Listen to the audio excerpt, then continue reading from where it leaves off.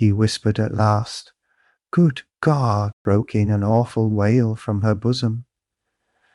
She sank helplessly on the bed with her face in the pillows, but a moment later she got up, moved quickly to him, seized both his hands, and, gripping them tight in her thin fingers, began looking into his face again with the same intense stare. In this last desperate look she tried to look into him and catch some last hope.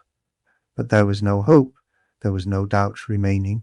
It was all true. Later on, indeed, when she recalled that moment, she thought it strange, and wondered why she had seen at once that there was no doubt. She could not have said, for instance, that she had foreseen something of the sort, and yet now, as soon as he told her, she suddenly fancied that she had really foreseen this very thing. Stop, Sonia. Enough. Don't torture me, he begged her miserably. It was not at all like this, he had thought of telling her. But this is how it happened. She jumped up, seeming not to know what she was doing, and wringing her hands, walked into the middle of the room, but quickly went back and sat down again beside him, her shoulder almost touching his. All of a sudden she started, as though she had been stabbed, uttered a cry, and fell on her knees before him. She did not know why. What have you done? What have you done to yourself? She said in despair, and jumping up, she flung herself on his neck, threw her arms round him, and held him tightly.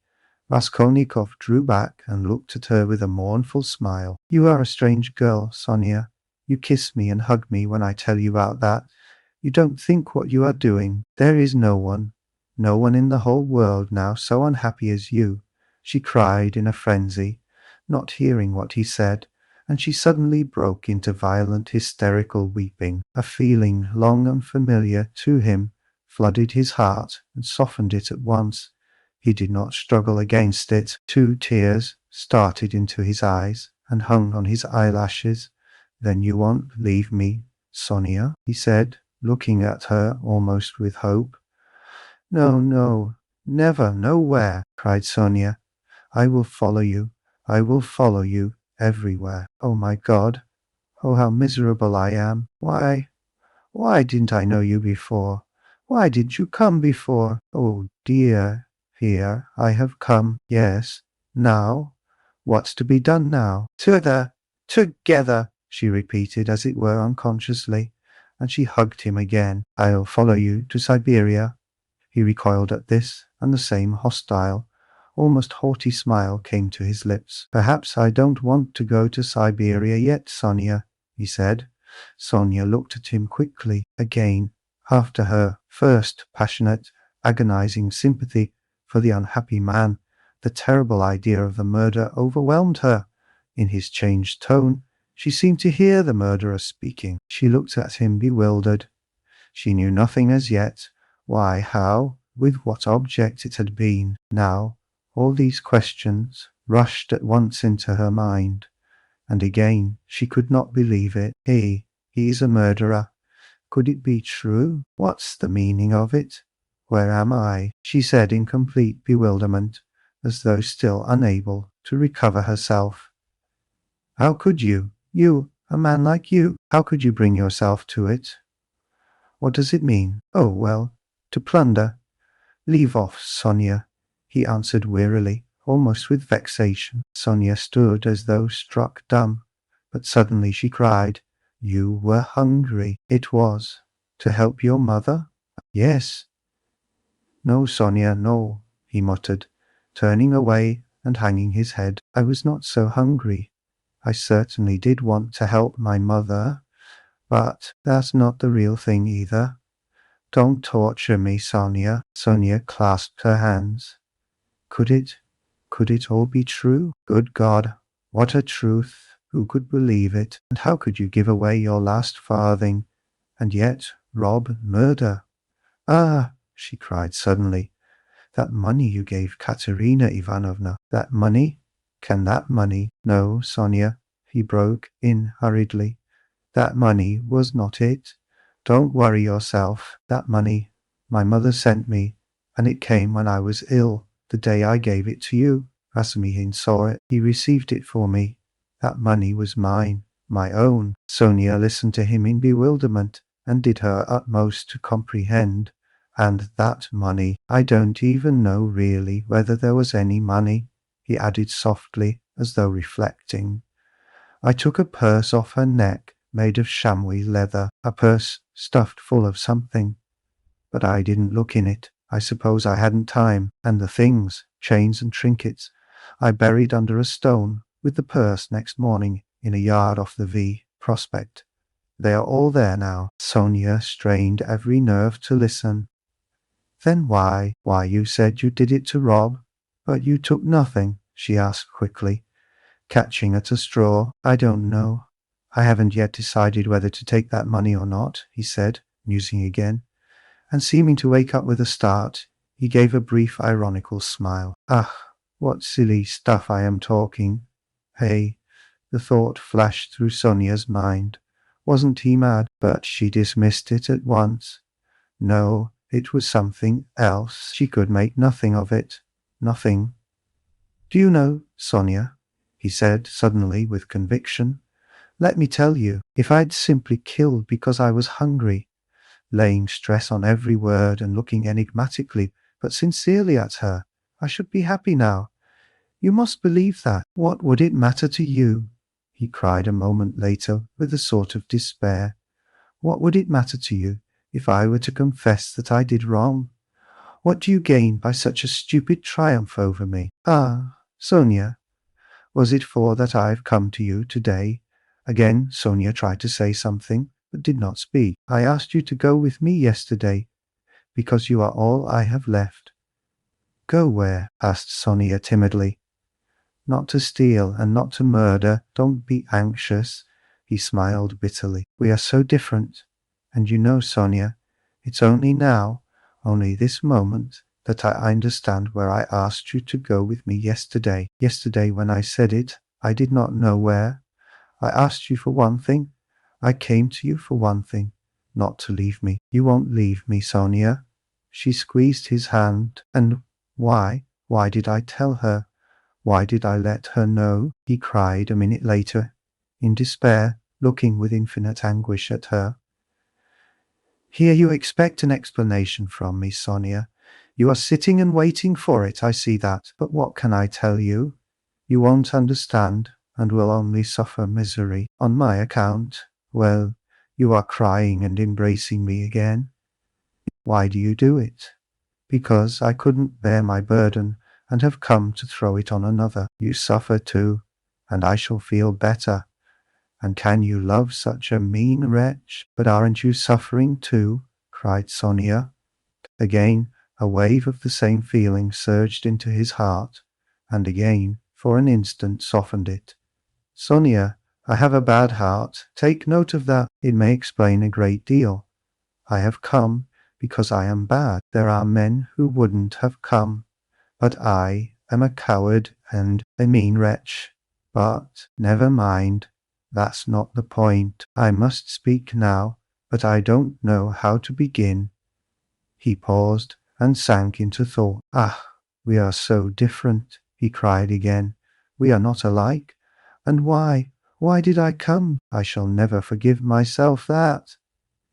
No, it was a good thing you came, cried Sonia. It's better I should know. Far better. He looked at her with anguish. What if it were really that? He said, as though reaching a conclusion. Yes, that's what it was. I wanted to become a Napoleon. That is why I killed her. Do you understand now? No, Sonia whispered naively and timidly. Only speak, speak. I shall understand. I shall understand in myself. She kept begging him. You'll understand? Very well, we shall see. He paused and was for some time lost in meditation. It was like this. I asked myself one day this question. What if Napoleon, for instance, had happened to be in my place, and if he had not had Toulon, nor Egypt, nor the passage of Mont Blanc to begin his career with, but instead of all those picturesque and monumentally things, there had simply been some ridiculous old hag, a pawnbroker, who had to be murdered too to get money from her trunk for his career. You understand. Well, Would he have brought himself to that if there had been no other means? Wouldn't he have felt a pang at its being so far from monumental and sinful too? Well, I must tell you that I worried myself fearfully over that question, so that I was awfully ashamed when I guessed at last, all of a sudden, somehow, that it would not have given him the least pang, that it would not even have struck him, that it was not monumental, that he would not have seen that there was anything in it to pause over, and that, if he had had no other way, he would have strangled her in a minute without thinking about it. Well, I too, left off thinking about it, murdered her, following his example, and that's exactly how it was. Do you think it funny? Yes, Sonia, the funniest thing of all is that perhaps that's just how it was. Sonia did not think it at all funny. You had better tell me straight out, without examples, she begged, still more timidly, and scarcely audibly. He turned to her, looked sadly at her, and took her hand. You are right again, Sonia. Of course, that's all nonsense. It's almost all talk. You see, you know of course that my mother has scarcely anything. My sister happened to have a good education, and was condemned to drudge as a governess. All their hopes were centered on me. I was a student, but I couldn't keep myself at the university, and was forced for a time to leave it. Even if I had lingered on like that in 10 or 12 years, I might with luck hope to be some sort of teacher or clerk with a salary of 1,000 roubles. He repeated it as though it were a lesson, and by that time my mother would be worn out with grief and anxiety, and I could not succeed in keeping her in comfort, while my sister might well have fared worse. And it's a hard thing to pass everything by all one's life, to turn one's back upon everything, to forget one's mother, and decorously accept the insults inflicted on one's sister. Why should one, when one has buried them, to burden oneself with others, wife and children, and to leave them again without a farthing? So I resolved to gain possession of the old woman's money, and to use it for my first years without worrying my mother, to keep myself at the university, and for a little while after leaving it, and to do this all on a broad, thorough scale, so as to build up a completely new career and enter upon a new life of independence. Well, that's all. Well, of course in killing the old woman I did wrong. Well, that's enough. He struggled to the end of his speech in exhaustion, and let his head sink. Oh, that's not it, Sonia cried in distress. How could one? No, that's not right. You see yourself that it's not right. But I've spoken truly. It's the truth. As though that could be the truth. Good God. I've only killed a louse, Sonia, a useless, loathsome, harmful creature, a human being. A louse? I too know it wasn't a louse, he answered, looking strangely at her. But I am talking nonsense, Sonia, he added. I've been talking nonsense a long time. That's not it. You are right there. There were quite other causes for it. I haven't talked to anyone for so long, Sonia. My head aches dreadfully now. His eyes shone with feverish brilliance. He was almost delirious. An uneasy smile strayed on his lips. His terrible exhaustion could be seen through his excitement. Sonia saw how he was suffering. She too was growing dizzy. And he talked so strangely. It seemed somehow comprehensible. But how? Good God! And she wrung her hands in despair. No, Sonia, that's not it, he began again suddenly, raising his head, as though a new and sudden train of thought had struck, and as it were roused him. That's not it. Better. Imagine. Yes, it's certainly better. Imagine that I am vain, envious, malicious, base, vindictive, and, well, perhaps with a tendency to insanity. Let's have it all out at once. They've talked of madness already, I noticed. I told you just now I could not keep myself at the university, but do you know that perhaps I might have done? My mother would have sent me what I needed for the fees, and I could have earned enough for clothes, boots, and food, no doubt. Lessons had turned up at half a ruble. Razumihin works, but I turned sulky and wouldn't. Yes, sulkiness, that's the right word for it. I sat in my room like a spider. You've been in my den. You've seen it. And do you know, Sonia, that low ceilings and tiny rooms cramp the soul and the mind. Ah, how I hated that garret. And yet I wouldn't go out of it. I wouldn't on purpose. I didn't go out for days together, and I wouldn't work. I wouldn't even eat. I just lay there doing nothing. If Nastasia brought me anything, I ate it. If she didn't, I went all day without. I wouldn't ask on purpose from sulkiness. At night I had no light. I lay in the dark, and I wouldn't earn money for candles.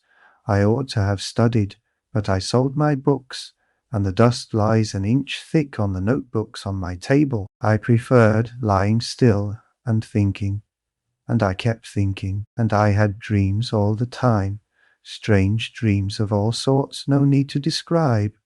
Only then I began to fancy that. No, that's not it. Again, I'm telling you wrong. You see, I kept asking myself then, why am I so stupid that if others are stupid, and I know they are, yet I want to be wiser? Then I saw, Sonia, that if one waits for everyone to get wiser, it will take too long.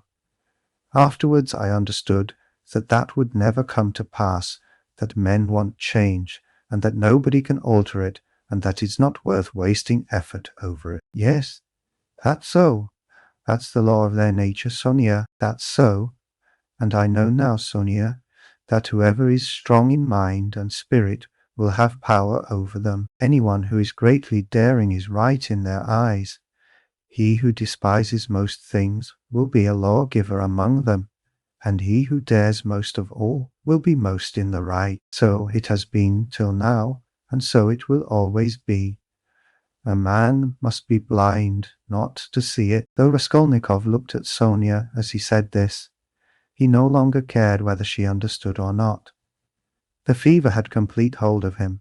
He was in a sort of gloomy ecstasy. He certainly had been too long without talking to anyone. Sonia felt that his gloomy creed had become his faith and code. I divined then, Sonia, he went on eagerly, that power is only vouchsafed to the man who dares to stoop and pick it up. There is only one thing needful. One has only to dare. Then, for the first time in my life, an idea took shape in my mind, which no one had ever thought of before me. No one. I saw clear as daylight how strange it is that not a single person living in this mad world has had the daring to go straight for it all and send it flying to the devil. I wanted to have the daring, and I killed her. I only wanted to have the daring, Sonia. That was the whole cause of it. Oh, hush, hush, cried Sonia, clasping her hands. You turned away from God, and God has smitten you, has given you over to the devil. Then, Sonia, when I used to lie there in the dark, and all this became clear to me, was it a temptation of the devil, eh? Hush, don't laugh, blasphemer. You don't understand. You don't understand. Oh, God, he won't understand. Hush, Sonia. I am not laughing. I know myself that it was the devil leading me. Hush, Sonia, hush, he repeated with gloomy insistence. I know it all. I have thought it all over and over, and whispered it all over to myself, lying there in the dark. I've argued it all over with myself, every point of it, and I know it all. All!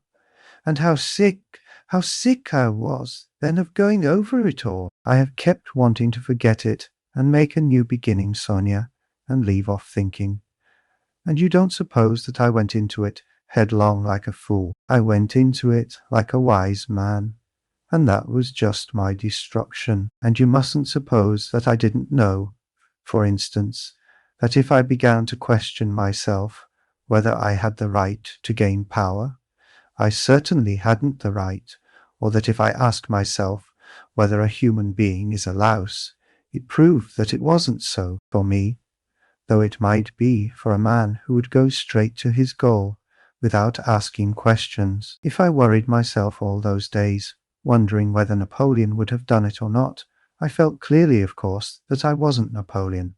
I had to endure all the agony of that battle of ideas, Sonia, and I longed to throw it off. I wanted to murder without casuistry, to murder for my own sake, for myself alone. I didn't want to lie about it, even to myself. It wasn't to help my mother I did the murder. That's nonsense. I didn't do the murder to gain wealth and power and to become a benefactor of mankind. Nonsense. I simply did it. I did the murder for myself alone, and whether I became a benefactor to others, or spent my life like a spider catching men in my web and sucking the life out of men, I couldn't have cared at that moment. And it was not the money I wanted, Sonia, when I did it. It was not so much the money I wanted, but something else. I know it all now. Understand me. Perhaps I should never have committed a murder again. I wanted to find out something else. It was something else led me on. I wanted to find out then, and quickly, whether I was a louse like everybody else or a man, whether I can step over barriers or not, whether I dare stoop to pick up or not, whether I am a trembling creature, or whether I have the right to kill. Have the right to kill? Sonia clasped her hands. Ah, Sonia, he cried irritably, and seemed about to make some retort, but was contemptuously silent. Don't interrupt me, Sonia. I want to prove one thing only, that the devil led me on then, and he has shown me since that I had not the right to take that path, because I am just such a louse as all the rest. He was mocking me, and here I've come to you now. Welcome your guest. If I were not a louse, should I have come to you? Listen. When I went then to the old woman's, I only went to try. You may be sure of that. And you murdered her. But how did I murder her? Is that how men do murders? Do men go to commit a murder, as I went then? I will tell you some day how I went. Did I murder the old woman? I murdered myself, not her. I crushed myself once for all, forever, but it was the devil that killed that old woman, not I. Enough, enough, Sonia, enough. Let me be, he cried in a sudden spasm of agony.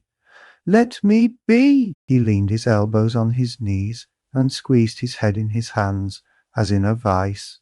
What suffering! A wail of anguish broke from Sonia. Well, what am I to do now? He asked, suddenly raising his head and looking at her with a face hideously distorted by despair. What are you to do? She cried, jumping up, and her eyes that had been full of tears suddenly began to shine. Stand up! She seized him by the shoulder. He got up, looking at her almost bewildered. Go at once, this very minute. Stand at the crossroads. Bow down. First kiss the earth which you have defiled, and then bow down to all the world, and say to all men aloud, I am a murderer. Then God will send you life again. Will you go? Will you go? Will you? She asked him, trembling all over, snatching his two hands, squeezing them tight in hers, and gazing at him with eyes full of fire. He was amazed at her sudden ecstasy. You mean Siberia, Sonia? I must give myself up, he asked gloomily. Suffer and expiate your sin by it. That's what you must do. No, I am not going to them, Sonia. But how will you go on living? What will you live for? Cried Sonia. How is it possible now? Why, how can you talk to your mother? Oh, what will become of them now? But what am I saying? You have abandoned your mother and your sister already. He has abandoned them already. Oh God, she cried. Why, he knows it all himself. How can he live by himself? What will become of you now? Don't be a child, Sonia, he said softly. What wrong have I done them? Why should I go to them? What should I say to them? That's only a phantom. They destroy men by millions themselves, and look on it as a virtue. They are knaves and scoundrels, Sonia. I am not going to them. And what should I say to them? That I murdered her, but did not dare to take the money and hid it under a stone. he added with a bitter smile. Why, they would laugh at me and would call me a fool for not getting it, a coward and a fool. They wouldn't understand, and they don't deserve to understand. Why should I go to them? I won't. Don't be a child, Sonia. It will be too much for you to bear. Too much, she repeated, holding out her hands in despairing supplication. Perhaps I've been unfair to myself, he observed gloomily, pondering. Perhaps, after all, I am a man and not a louse, and I've been in too great a hurry to condemn myself. I'll make another fight for it. A haughty smile appeared on his lips. What a burden to bear, and your whole life. I shall get used to it, he said grimly and thoughtfully. Listen, he began a minute later. Stop crying. It's time to talk of the facts.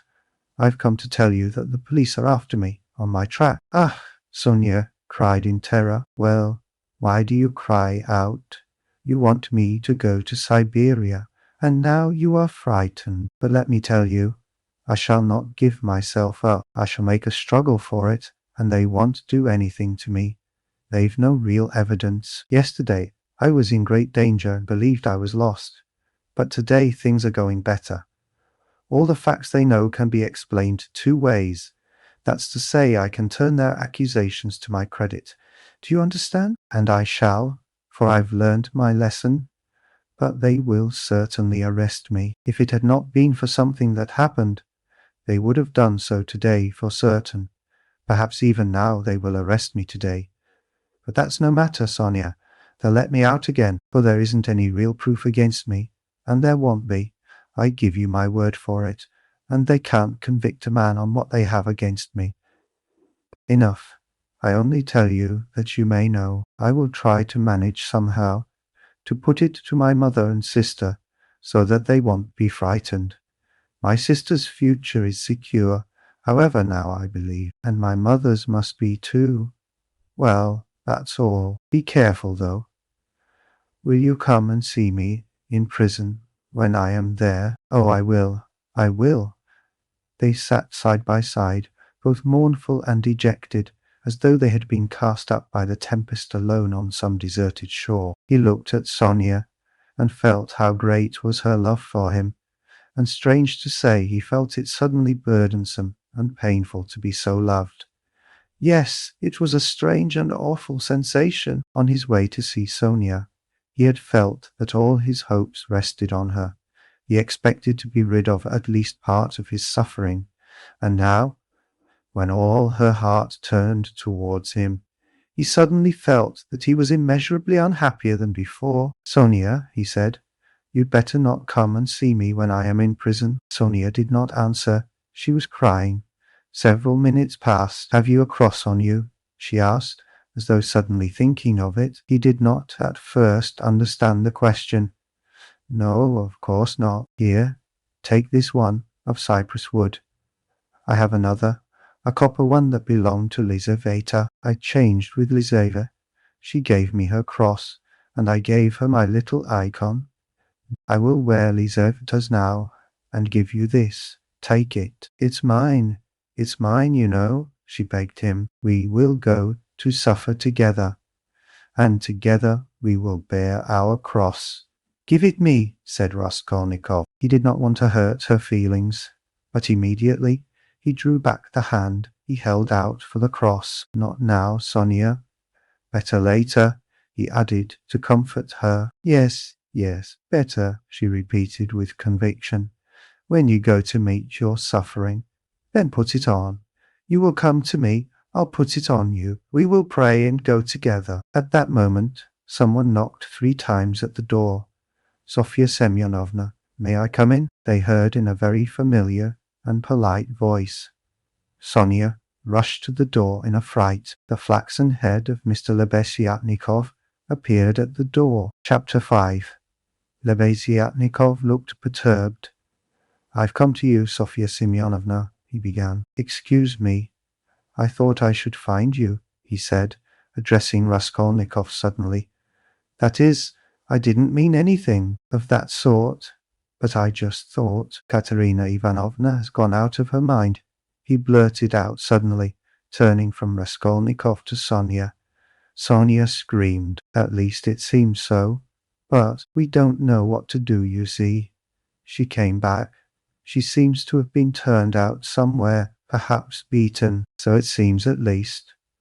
She had run to your father's former chief. She didn't find him at home. He was dining at some other general's. Only fancy! She rushed off there, to the other general's, and imagine, she was so persistent that she managed to get the chief to see her.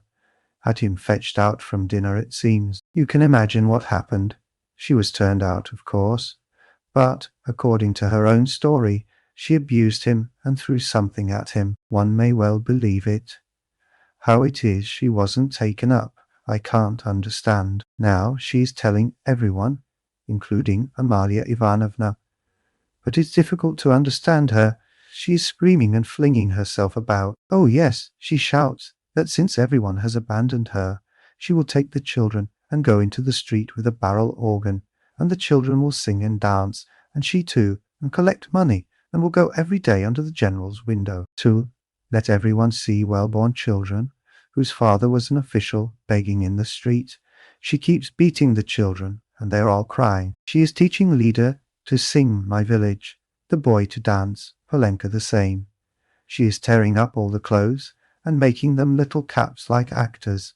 She means to carry a tin basin and make it tinkle instead of music. She won't listen to anything. Imagine the state of things. It's beyond anything.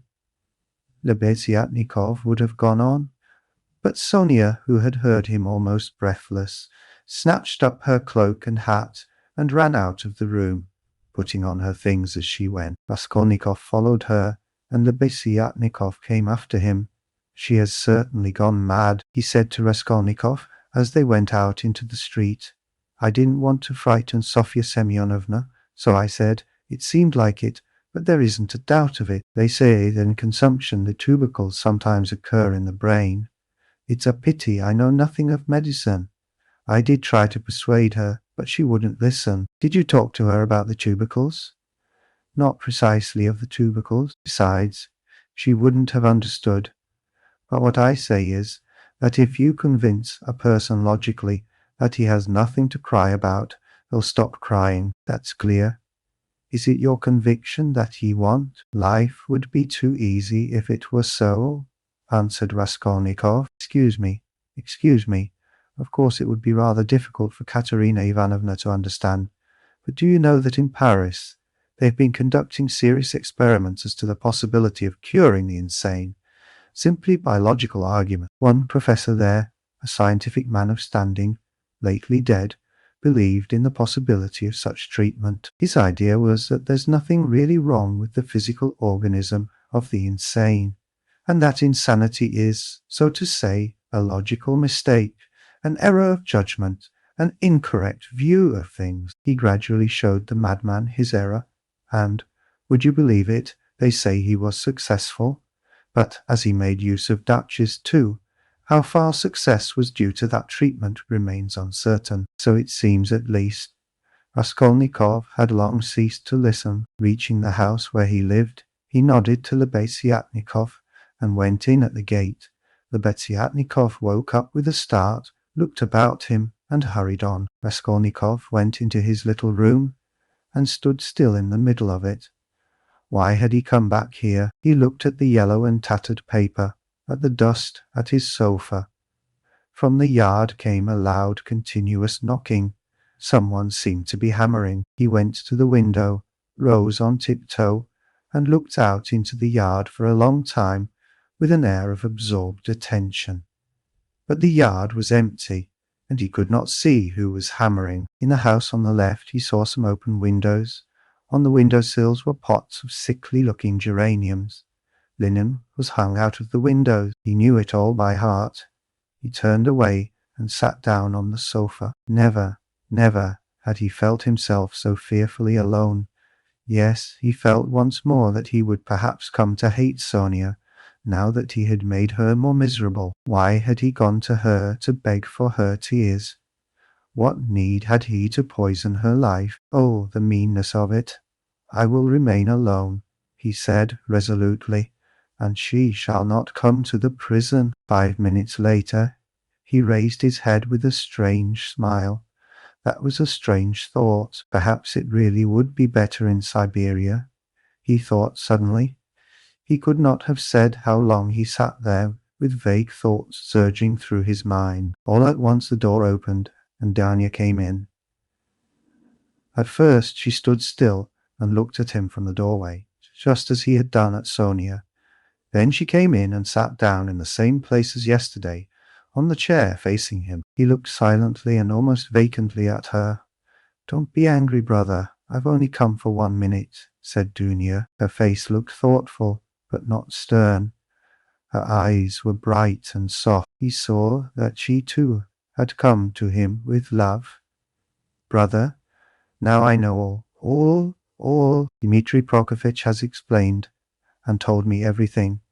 They are worrying and persecuting you through a stupid and contemptible suspicion. Dmitri Prokofitch told me that there is no danger, and that you are wrong in looking upon it with such horror. I don't think so, and I fully understand how indignant you must be, and that indignation may have a permanent effect on you. That's what I'm afraid of. As for your cutting yourself off from us, I don't judge you. I don't venture to judge you, and forgive me for having blamed you for it. I feel that I too, if I had so great a trouble, should keep away from everyone. I shall tell mother nothing of this, but I shall talk about you continually, and shall tell her from you that you will come very soon. Don't worry about her. I will set her mind at rest. But don't you try her too much. Come once at least. Remember that she is your mother. And now I have come simply to say," Dunya began to get up, "that if you should need me or should need all my life or anything, call me and I'll come. Goodbye." She turned abruptly and went towards the door. Dunya Raskolnikov stopped her and went towards her. "That Razumihin, Dmitri Prokofitch, is a very good fellow." Dunya flushed slightly. "Well?" she asked, waiting a moment. "He's competent, hard-working, honest and capable of real love. Goodbye, Dunya." Dunya flushed crimson. Then suddenly she took alarm. "But what does it mean, brother? Are we really parting forever, that you? Give me such a parting message. Never mind. Goodbye." He turned away and walked to the window. She stood a moment, looked at him uneasily, and went out troubled. No, he was not cold to her. There was an instant, the very last one, when he had longed to take her in his arms and say goodbye to her, and even to tell her, but he had not dared even to touch her hand. Afterwards she may shudder when she remembers that I embraced her, and will feel that I stole her kiss. And would she stand that test? He went on a few minutes later to himself. No, she wouldn't. Girls like that can't stand things. They never do. And he thought of Sonia. There was a breath of fresh air from the window. The daylight was fading. He took up his cap and went out. He could not, of course, and would not consider how ill he was. All this continual anxiety and agony of mind could not but affect him. And if he were not lying in high fever, it was perhaps just because this continual inner strain helped to keep him on his legs and in possession of his faculties. But this artificial excitement could not last long. He wandered aimlessly. The sun was setting. A special form of misery had begun to oppress him of late. There was nothing poignant, nothing acute about it, but there was a feeling of permanence, of eternity about it. It brought a foretaste of hopeless years of this cold, leaden misery, a foretaste of an eternity. On a square yard of space towards evening, this sensation usually began to weigh on him more heavily. With this idiotic, purely physical weakness, depending on the sunset or something, one can't help doing something stupid. You'll go to Donia as well as to Sonia, he muttered bitterly. He heard his name called. He looked round. Lebeziatnikov rushed up to him.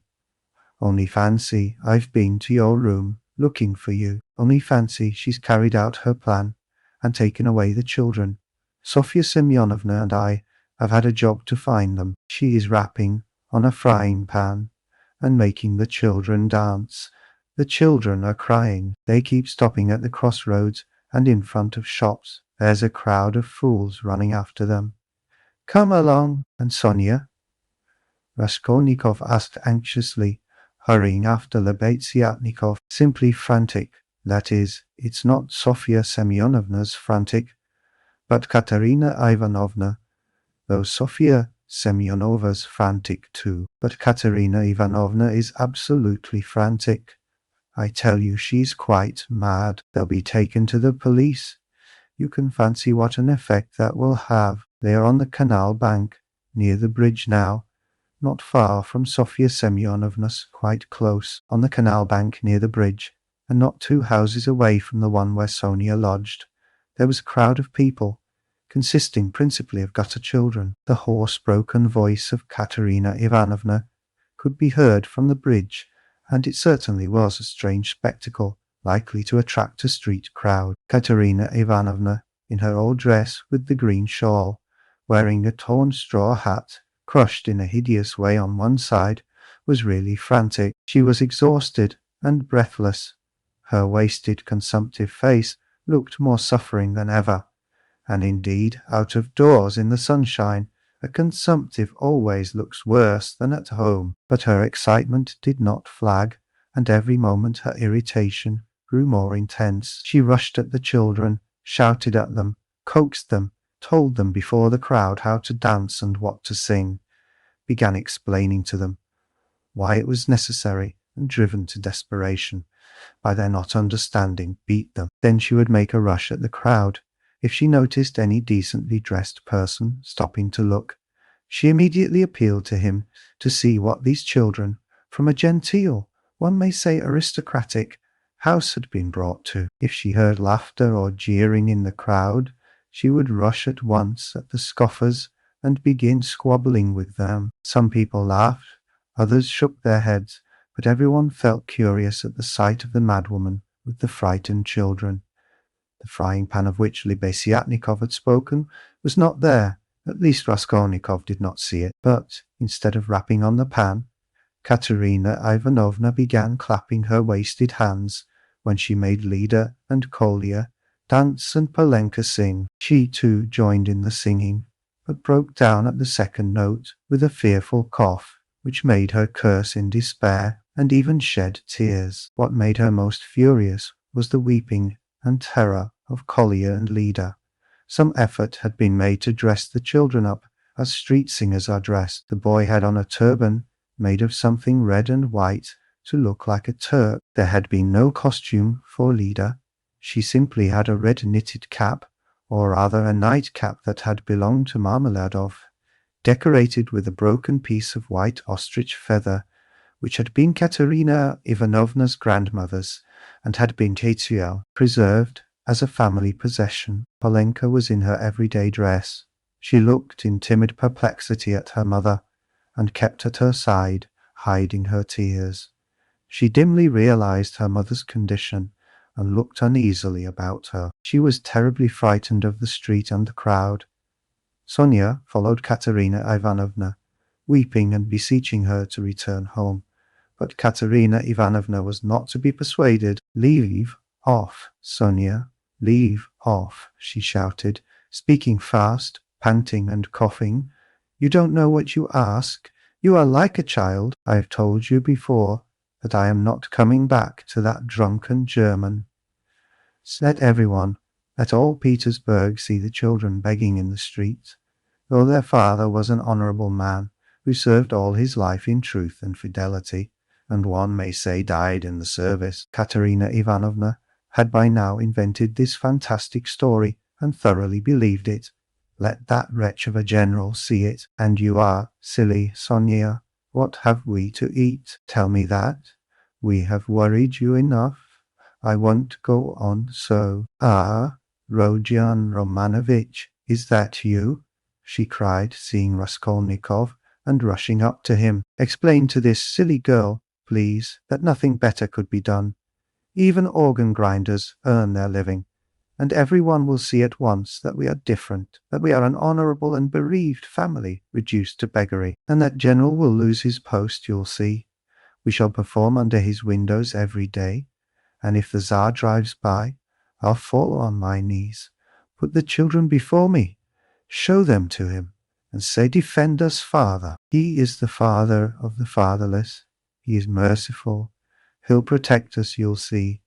And that wretch of a general, Leader Tenez Rudroiti, Kolya, he'll dance again. Why are you whimpering again? What are you afraid of, stupid? Goodness, what am I to do with them? Rodion Romanovich, if you only knew how stupid they are. What's one to do with such children?" And she, almost crying herself, which did not stop her uninterrupted rapid flow of talk, pointed to the crying children. Raskolnikov tried to persuade her to go home, and even said, hoping to work on her vanity, that it was unseemly for her to be wandering about the streets like an organ grinder, as she was intending to become the principal of a boarding school. A boarding school, ha ha ha! A castle in the air, cried Katerina Ivanovna, her laugh ending in a cough. No, Rodion Romanovich, that dream is over. All have forsaken us. And that general, you know, Rodion Romanovich? I threw an inkpot at him. It happened to be standing in the waiting room by the paper where you sign your name. I wrote my name, threw it at him, and ran away. Oh, the scoundrels, the scoundrels! But enough of them. Now I'll provide for the children myself. I won't bow down to anybody. She has had to bear enough for us. She pointed to Sonia. Polenka, how much have you got? Show me. What, only 2 farthings? Oh, the mean wretches, they give us nothing, only run after us, putting their tongues out. There, what is that blockhead laughing at? She pointed to a man in the crowd. It's all because Kolya here is so stupid. I have such a bother with him. What do you want, Polenka? Tell me in French. Parlez-moi français. Why, I've taught you. You know some phrases. Else how are you to show that you are of good family, well brought-up children, and not at all like other organ grinders? We aren't going to have a Punch and Judy show in the street, but to sing a genteel song. Ah yes, what are we to sing? You keep putting me out, but we, you see, we are standing here, Rodion Romanovich, to find something to sing and get money, something Kolya can dance to. For, as you can fancy, our performance is all impromptu. We must talk it over and rehearse it all thoroughly, and then we shall go to Nevsky, where there are far more people of good society, and we shall be noticed at once. Leader knows, my village only, nothing but my village only, nothing but my village, and everyone sings that. We must sing something far more genteel. Well, have you thought of anything, Polenka? If only you'd help your mother. My memory's quite gone, or I should have thought of something. We really can't sing. Un hussard? Ah, let us sing in French. Cinq sous, I have taught it you. I have taught it you, and as it is in French, people will see at once that you are children of good family, and that will be much more touching. You might sing Marlborough s'en va en guerre, for that's quite a child's song, and is sung as a lullaby in all the aristocratic houses. Marlborough s'en va en guerre, ni sais quand reviendra. She began singing, but no, better sing Cinq sous. Now, Kolya, your hands on your hips, make haste, and you, leader, keep turning the other way, and Polenka and I will sing and clap our hands. Cinq sous, pour monter notre ménage. Cough, cough, cough. Set your dress straight, Polenka. It slipped down on your shoulders, she observed, panting from coughing. Now, it's particularly necessary to behave nicely and genteelly, that all may see that you are well-born children. I said, at the time, that the bodice should be cut longer and made of 2 widths. It was your fault, Sonia, with your advice to make it shorter, And now you see the child is quite deformed by it. Why, you're all crying again. What's the matter, stupids? Come, Kolya, begin. Make haste, oh, what an unbearable child. Sink Sue, a policeman again. What do you want?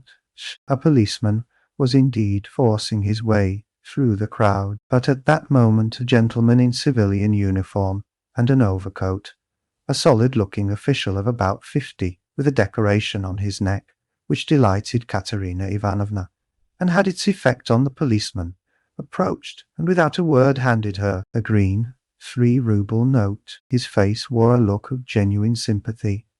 Katerina Ivanovna took it and gave him a polite, even ceremonious bow. "Thank you, honoured sir," she began loftily. "The causes that have induced us take the money, Polenka. You see, there are generous and honourable people who are ready to help a poor gentlewoman in distress. You see, honoured sir, these orphans of good family, I might even say of aristocratic connections, and that wretch of a general sat eating grouse and stamped at my disturbing him. 'Your Excellency,' I said, 'protect the orphans, for you knew my late husband, Semyon Zaharovitch, and on the very day of his death, the basest of scoundrels slandered his only daughter.' That policeman again. 'Protect me,' she cried to the official. 'Why is that policeman edging up to me? We have only just run away from one of them. What do you want, fool? It's forbidden in the streets. You mustn't make a disturbance. It's you're making a disturbance. It's just the same as if I were grinding an organ. What business is it of yours? You have to get a license for an organ, and you haven't got one, and in that way you collect a crowd. Where do you lodge? What? A license? Wailed Katerina Ivanovna. I buried my husband today. What need of a license? Calm yourself, madam, calm yourself, began the official. Come along. I will escort you. This is no place for you in the crowd. You are ill. Honored sir, you don't know, screamed Katerina Ivanovna. We are going to the Nevsky. Sonia, where is she? She is crying too. What's the matter with you all? Kolya, Lida, where are you going? She cried suddenly in alarm. Oh, silly children. Kolya, Lida, where are they off to? Kolya and Lida, scared out of their wits by the crowd and their mother's mad pranks, suddenly seized each other by the hand and ran off at the sight of the policeman who wanted to take them away somewhere, weeping and wailing. Poor Katerina Ivanovna ran after them. She was a piteous and unseemly spectacle as she ran, weeping and panting for breath. Sonia and Polenka rushed after them. Bring them back, Sonia. Oh, stupid, ungrateful children. Polenka, catch them. It's for your sakes, She stumbled as she ran and fell down. She's cut herself. She's bleeding. Oh dear, cried Sonia, bending over her. All ran up and crowded around. Raskolnikov and Lebeziatnikov were the first at her side. The official too hastened up, and behind him the policeman, who muttered, "Bother," with a gesture of impatience, feeling that the job was going to be a troublesome one. Pass on, he said to the crowd that pressed forward. She's dying, someone shouted. She's gone out of her mind, said another. Lord have mercy upon us, said a woman, crossing herself. Have they caught the little girl and the boy? They're being brought back. The elder one's got them. Ah, the naughty imps. When they examined Katerina Ivanovna carefully, they saw that she had not cut herself against a stone, as Sonia thought, but that the blood that stained the pavement red was from her chest. I've seen that before, muttered the official to Raskolnikov and Lebeziatnikov. That's consumption. The blood flows and chokes the patient. I saw the same thing with a relative of my own not long ago. Nearly a pint of blood, all in a minute. What's to be done, though? She is dying. This way, to my room, Sonia implored. I live here. See, That house, the second from here. Come to me, make haste. She turned from one to the other. Send for the doctor. Oh dear. Thanks to the officials' efforts, this plan was adopted, the policeman even helping to carry Katerina Ivanovna. She was carried to Sonia's room, almost unconscious, and laid on the bed. The blood was still flowing, but she seemed to be coming to herself. Raskolnikov, Lebeziatnikov, and the official accompanied Sonia into the room, and were followed by the policeman, who first drove back the crowd which followed to the very door. Polenka came in, holding Kolya and Lida, who were trembling and weeping. Several persons came in too from the Kapananovas' room. The landlord, a lame, one-eyed man, of strange appearance with whiskers and hair that stood up like a brush. His wife, a woman with an everlastingly scared expression, and several open-mouthed children with wonder-struck faces. Among these, Svidrigaïlov suddenly made his appearance. Raskolnikov looked at him with surprise, not understanding where he had come from, and not having noticed him in the crowd. A doctor and priest were spoken of. The official whispered to Raskolnikov that he thought it was too late now for the doctor, but he ordered him to be sent for. Kapanomov ran himself. Meanwhile, Katerina Ivanovna had regained her breath. The bleeding ceased for a time. She looked with sick but intent and penetrating eyes at Sonia, who stood pale and trembling, wiping the sweat from her brow with a handkerchief. At last she asked to be raised. They sat her up on the bed, supporting her on both sides. "Where are the children?" she said in a faint voice. "You have brought them, Polenka. Oh, the sillies! Why did you run away?" Oh, once more her parched lips were covered with blood. She moved her eyes, looking about her. "So that's how you live, Sonia. Never once have I been in your room." She looked at her with a face of suffering. "We have been your ruin, Sonia." "Polenka, Lida, Kolya, come here." "Well, here they are, Sonia. Take them all. I hand them over to you. I've had enough. The ball is over. Cough. Lay me down. Let me die in peace." They laid her back on the pillow. "What? The priest? I don't want him. You haven't got a rouble to spare. I have no sins. God must forgive me without that. He knows how I have suffered. And if he won't forgive me, I don't care." She sank more and more into uneasy delirium. At times she shuddered, turned her eyes from side to side, recognized everyone for a minute, but at once sank into delirium again. Her breathing was hoarse and difficult. There was a sort of rattle in her throat. I said to him, "Your Excellency," she ejaculated, gasping after each word, "that Amalia Ludvigovna." "Ah, Lida, Kolya, hands on your hips, make haste, glissez, pas de basque, tap with your heels, be a graceful child. Du hast Diamanten und Perlen. What next? That's the thing to sing. Du hast die schönsten Augen, Mädchen. Was willst du mehr? What an idea. Was willst du mehr? What things the fool invents. Ah, yes, in the heat of midday, in the vale of Dagestan. Ah, how I loved it. I loved that song to distraction, Polenka. Your father, you know, used to sing it when we were engaged. Oh, those days. Oh, that's the thing for us to sing. How does it go? I've forgotten. Remind me. How was it?" She was violently excited and tried to sit up. At last, in a horribly hoarse, broken voice, she began, shrieking and gasping at every word, with a look of growing terror. "In the heat of midday, in the vale of Dagestan, with lead in my breast. Your Excellency," she wailed suddenly, with a heart-rending scream and a flood of tears.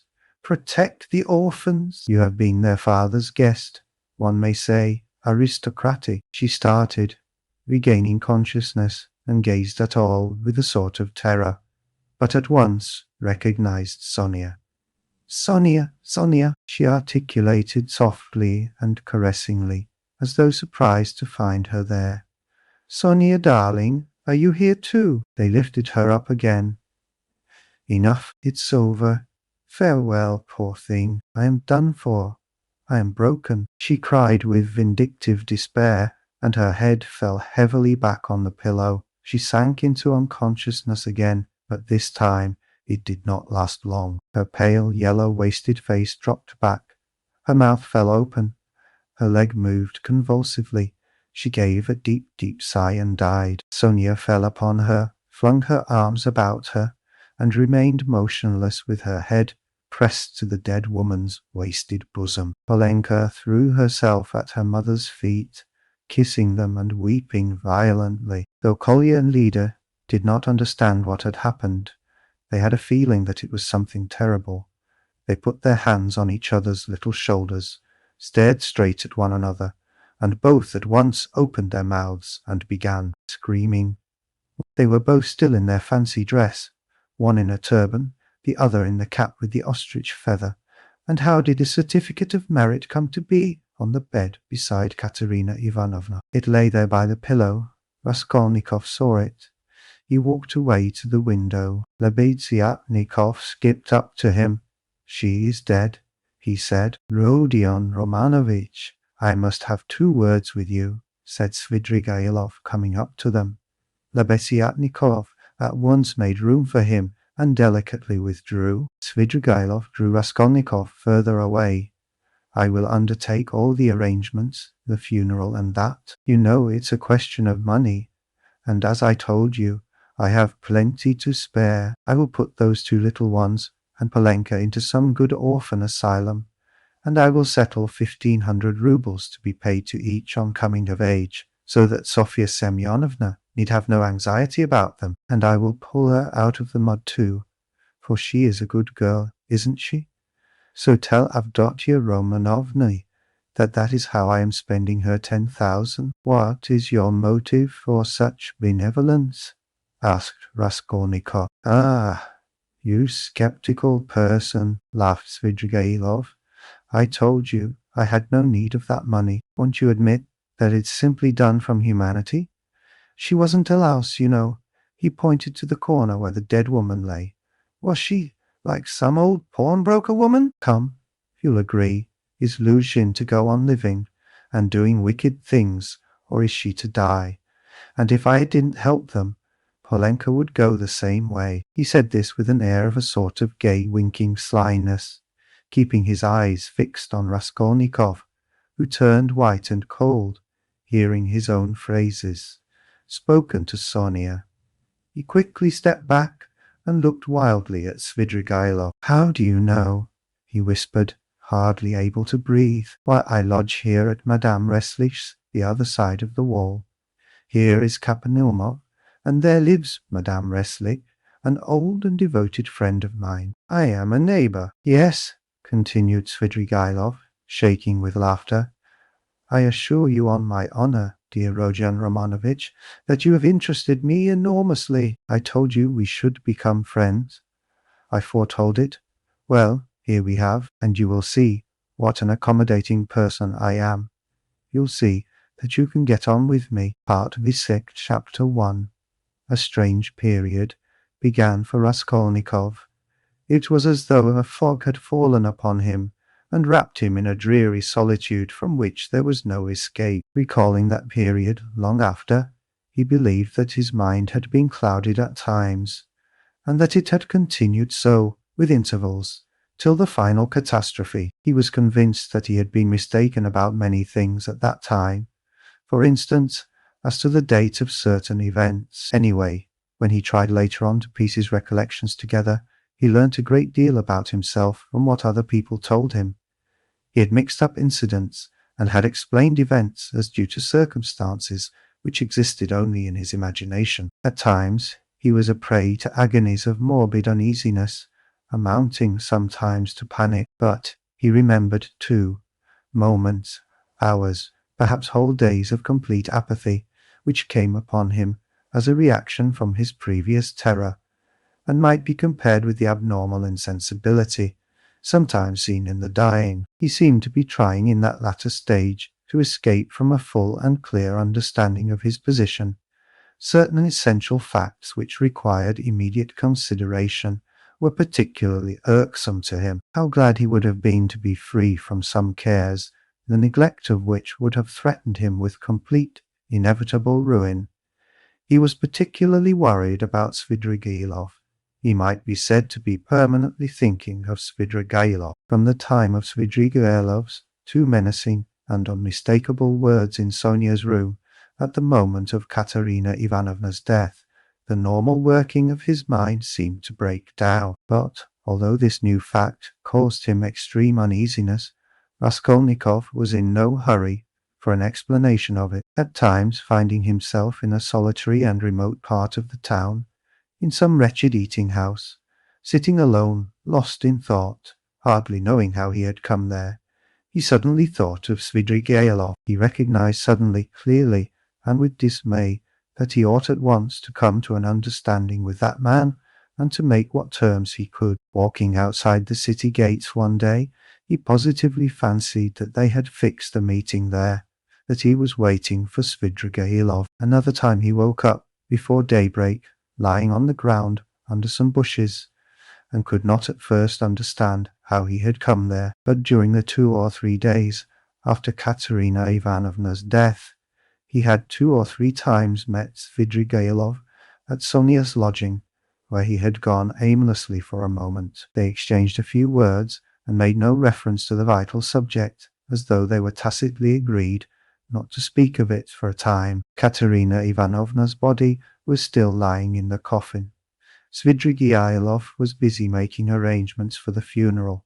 Sonia, too, was very busy. At their last meeting, Svidrigailov informed Raskolnikov that he had made an arrangement, and a very satisfactory one, for Katerina Ivanovna's children, that he had, through certain connections, succeeded in getting hold of certain personages by whose help the 3 orphans could be at once placed in very suitable institutions, that the money he had settled on them had been of great assistance, as it is much easier to place orphans with some property than destitute ones. He said something too about Sonia, and promised to come himself in a day or 2 to see Raskolnikov, mentioning that he would like to consult with him, that there were things they must talk over. This conversation took place in the passage on the stairs. Svidrigailov looked intently at Raskolnikov, and suddenly, after a brief pause, dropping his voice, asked, "But how is it, Rodion Romanovich? You don't seem yourself. You look and you listen, but you don't seem to understand. Cheer up, we'll talk things over. I'm only sorry. I've so much to do with my own business and other people's. Ah, Rodion Romanovich," he added suddenly, "what all men need is fresh air, more than anything." He moved to one side to make way for the priest and server, who were coming up the stairs. They had come for the requiem service. By Svidrigailov's orders, it was sung twice a day punctually. Svidrigailov went his way. Raskolnikov stood still a moment, thought, and followed the priest into Sonia's room. He stood at the door. They began quietly, slowly and mournfully singing the service. From his childhood, the thought of death and the presence of death had something oppressive and mysteriously awful, and it was long since he had heard the requiem service, and there was something else here as well, too awful and disturbing. He looked at the children. They were all kneeling by the coffin. Polenka was weeping. Behind them, Sonia prayed, softly, and as it were, timidly weeping. "These last 2 days she hasn't said a word to me. She hasn't glanced at me," Raskolnikov thought suddenly. The sunlight was bright in the room. The incense rose in clouds. The priest read, "Give rest, O Lord." Raskolnikov stayed all through the service. As he blessed them and took his leave, the priest looked round strangely. After the service, Raskolnikov went up to Sonia. She took both his hands and let her head sink on his shoulder. This slight friendly gesture bewildered Raskolnikov. It seemed strange that there was no trace of repugnance, no trace of disgust, no tremor in her hand. It was the furthest limit of self-abnegation, At least, so he interpreted it. Sonia said nothing. Raskolnikov pressed her hand and went out. He felt very miserable. If it had been possible to escape to some solitude, he would have thought himself lucky, even if he had to spend his whole life there. But although he had almost always been by himself of late, he had never been able to feel alone. Sometimes he walked out of the town onto the high road. Once he had even reached a little wood. But the lonelier the place was, the more he seemed to be aware of an uneasy presence near him. It did not frighten him, but greatly annoyed him, so that he made haste to return to the town, to mingle with the crowd, to enter restaurants and taverns, to walk in busy thoroughfares. There he felt easier and even more solitary. One day at dusk he sat for an hour, listening to songs in a tavern, and he remembered that he positively enjoyed it. But at last he had suddenly felt the same uneasiness again, as though his conscience smote him. Here I sit listening to singing. Is that what I ought to be doing? He thought. Yet he felt at once that that was not the only cause of his uneasiness. There was something requiring immediate decision, but it was something he could not clearly understand or put into words. It was a hopeless tangle. No, better the struggle again, better porphyry again, or a svidrigailov, better some challenge again, some attack. Yes, yes, he thought. Wild energy. He went out of the tavern and rushed away, almost at a run.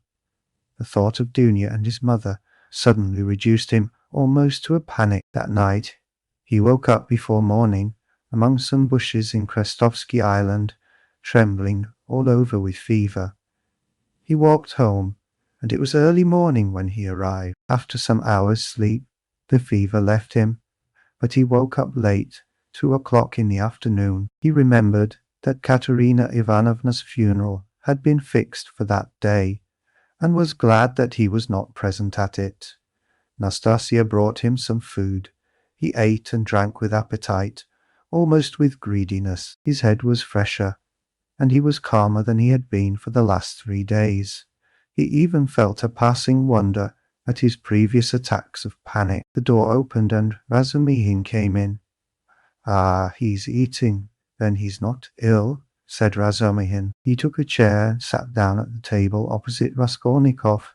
He was troubled and did not attempt to conceal it. He spoke with evident annoyance, but without hurry or raising his voice. He looked as though he had some special fixed determination. "Listen," he began resolutely.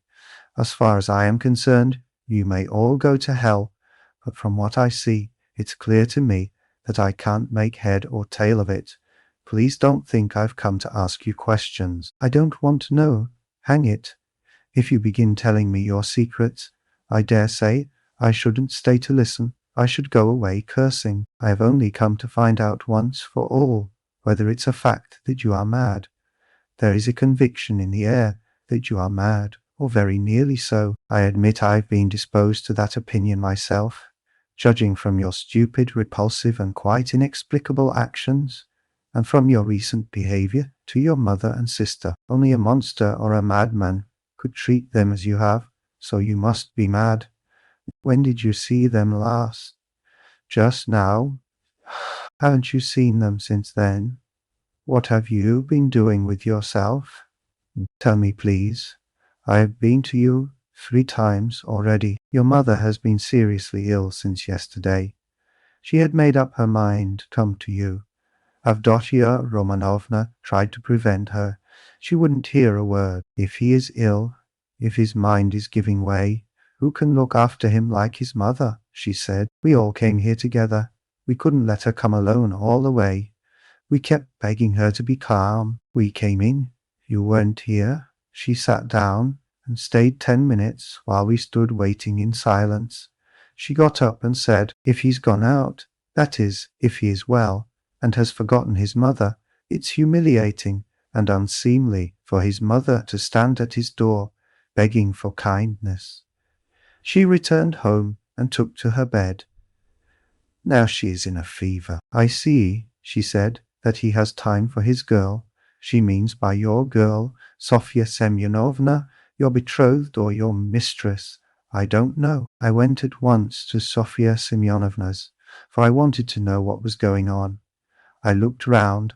I saw the coffin, the children crying, and Sofya Semyonovna trying them on mourning dresses. No sign of you. I apologized, came away, and reported to Avdotia Romanovna. So that's all nonsense, and you haven't got a girl. The most likely thing is that you are mad. But here you sit, guzzling boiled beef as though you'd not had a bite for 3 days. Though as far as that goes, madmen eat too. But though you have not said a word to me yet, you are not mad, that I'd swear. Above all, you are not mad. So you may go to hell, all of you, for there's some mystery, some secret about it, and I don't intend to worry my brains over your secrets. So I've simply come to swear at you. He finished, getting up, to relieve my mind, and I know what to do now. What do you mean to do now? What business is it of yours what I mean to do? You are going in for a drinking bout. How? How did you know? Why, it's pretty plain. Razumihin paused for a minute. You always have been a very rational person, and you've never been mad, never, he observed suddenly with warmth. You're right, I shall drink. Goodbye, and he moved to go out. I was talking with my sister, the day before yesterday, I think it was, about you, Razumihin, about me. But where can you have seen her the day before yesterday? Razumihin stopped short and even turned a little pale. One could see that his heart was throbbing slowly and violently. She came here by herself, sat there and talked to me. She did. Yes. What did you say to her? I mean, about me. I told her you were a very good, honest, industrious man. I didn't tell her you love her, because she knows that herself. She knows that herself? Well, it's pretty plain. Wherever I might go, whatever happened to me, you would remain to look after them. I, so to speak, give them into your keeping, Razumihin. I say this because I know quite well how you love her, and am convinced of the purity of your heart. I know that she too may love you, and perhaps does love you already. Now, decide for yourself, as you know best, whether you need go in for a drinking bout or not. Rodya, you see. Well, damn it. But where do you mean to go? Of course, if it's all a secret, never mind. But I shall find out the secret, and I am sure that it must be some ridiculous nonsense, and that you've made it all up. Anyway, you are a capital fellow, a capital fellow. That was just what I wanted to add, only you interrupted, that was a very good decision of yours, not to find out these secrets. Leave it to time, don't worry about it. You'll know it all in time when it must be. Yesterday, a man said to me that what a man needs is fresh air. Fresh air, fresh air. I mean to go to him directly to find out what he meant by that. Razumihin stood lost in thought and excitement, making a silent conclusion. He's a political conspirator. He must be. And he's on the eve of some desperate step, that's certain. It can only be that. And Dunya knows, he thought suddenly. So Avdotia Romanovna comes to see you, he said, weighing each syllable. And you're going to see a man who says we need more air. And so, of course, that letter. That too must have something to do with it, he concluded to himself. What letter? She got a letter today. It upset her very much indeed, too much so. I began speaking of you. She begged me not to. Then she said that perhaps we should very soon have to part. Then she began warmly thanking me for something. Then she went to her room and locked herself in. She got a letter, Raskolnikov asked thoughtfully. Yes, and you didn't know?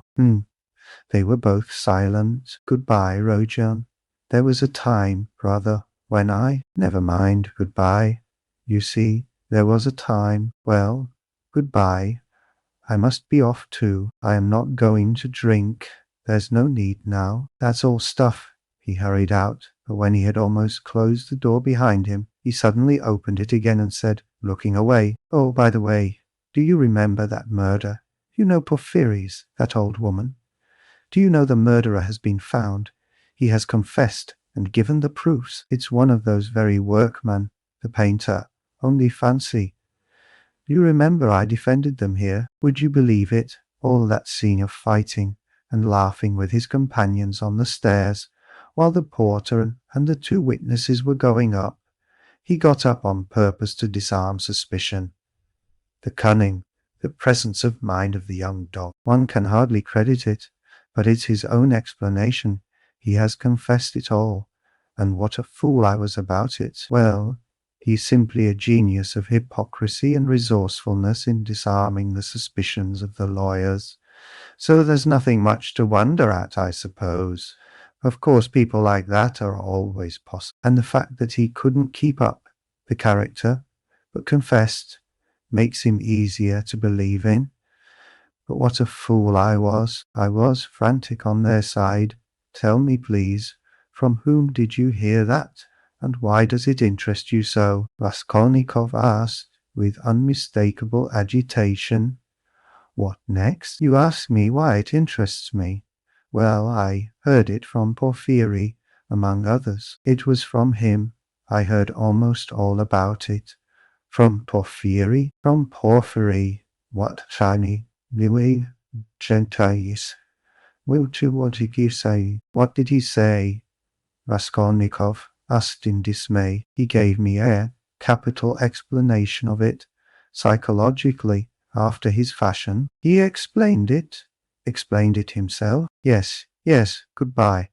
I'll tell you all about it another time, but now I'm busy. There was a time when I fancied, but no matter, another time. What need is there for me to drink now? You have made me drunk without wine. I am drunk, Rodion. Goodbye. I'm going. I'll come again very soon. He went out. He's a political conspirator. There's not a doubt about it, Razumihin decided, as he slowly descended the stairs.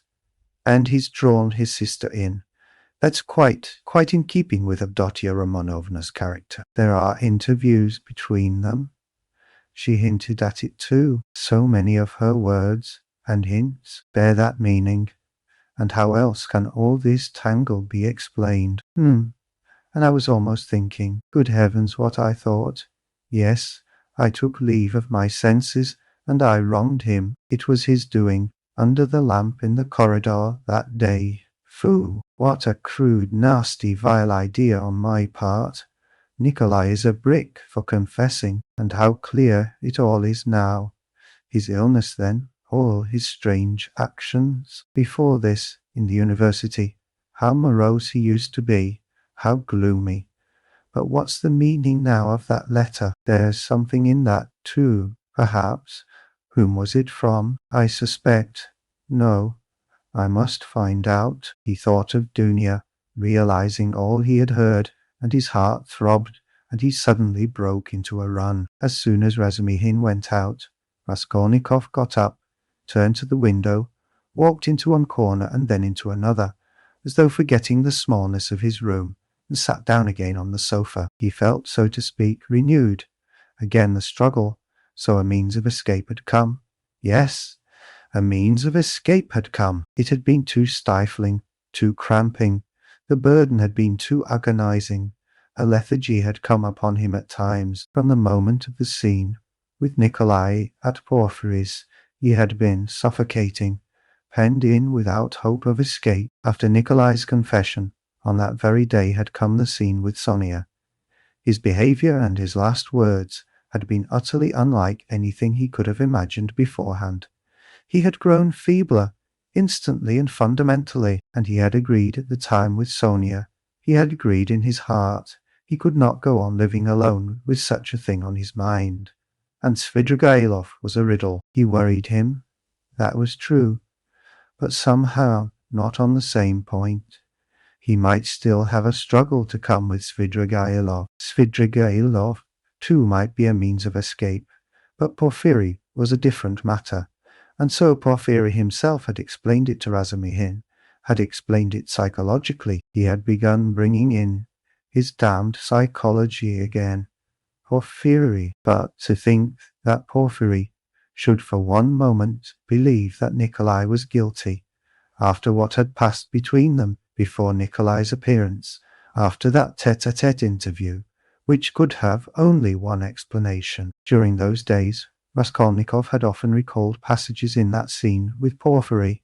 He could not bear to let his mind rest on it. Such words, such gestures had passed between them. They had exchanged such glances.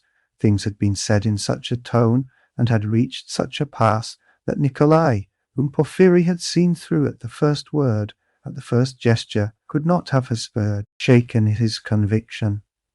And to think that even Razumihin had begun to suspect. The scene in the corridor under the lamp had produced its effect then.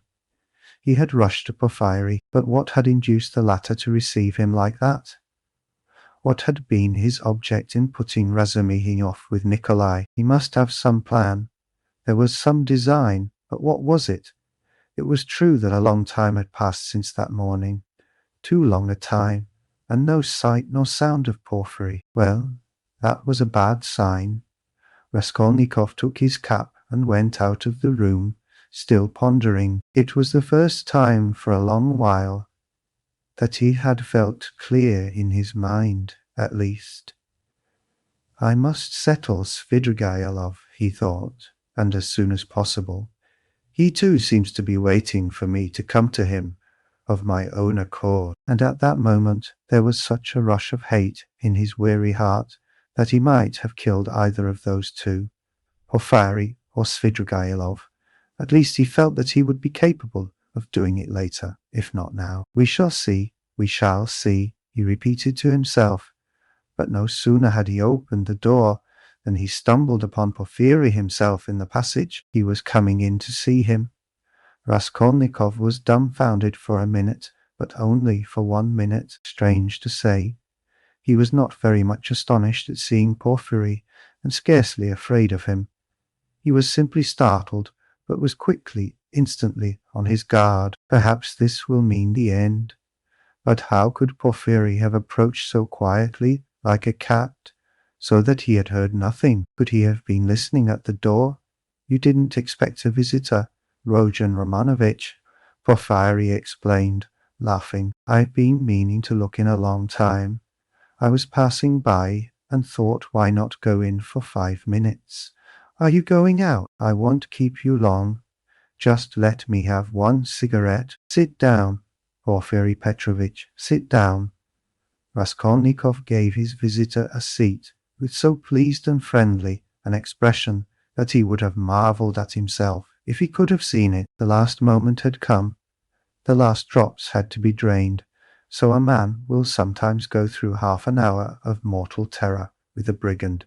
Yet, when the knife is at his throat at last, he feels no fear. Raskolnikov seated himself directly facing Porphyry, and looked at him without flinching. Porphyry screwed up his eyes and began lighting a cigarette. Speak, speak, seemed as though it would burst from Raskolnikov's heart. Come, why don't you speak? Chapter 2. These cigarettes. Porphyry Petrovitch ejaculated at last, having lighted one. They are pernicious, positively pernicious, and yet I can't give them up. I cough. I begin to have tickling in my throat and a difficulty in breathing. You know I am a coward. I went lately to Dr. B. N. He always gives at least half an hour to each patient. He positively laughed, looking at me. He sounded me. Tobacco's bad for you, he said. Your lungs are affected. But how am I to give it up? What is there to take its place? I don't drink. That's the mischief. He, that I don't. Everything is relative. Rodion Romanovitch, everything is relative. Why, he's playing his professional tricks again, Raskolnikov thought with disgust. All the circumstances of their last interview suddenly came back to him, and he felt a rush of the feeling that had come upon him then. I came to see you the day before yesterday in the evening. You didn't know? Porphyry Petrovitch went on, looking round the room. I came into this very room. I was passing by, just as I did today, and I thought I'd return your call. I walked in as your door was wide open. I looked round, waited, and went out without leaving my name with your servant.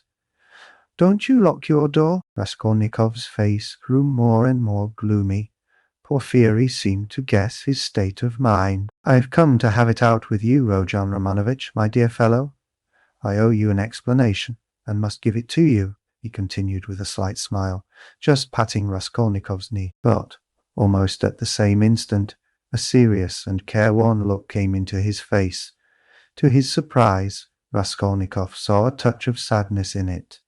He had never seen and never suspected such an expression in his face. A strange scene passed between us last time we met, Rodion Romanovitch. Our first interview, too, was a strange one. But then, and one thing after another. This is the point. I have perhaps acted unfairly to you. Oh, I feel it. Do you remember how we parted? Your nerves were unhinged, and your knees were shaking, and so were mine.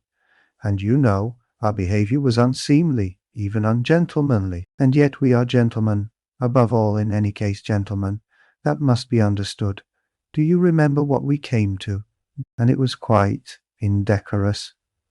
What is he up to?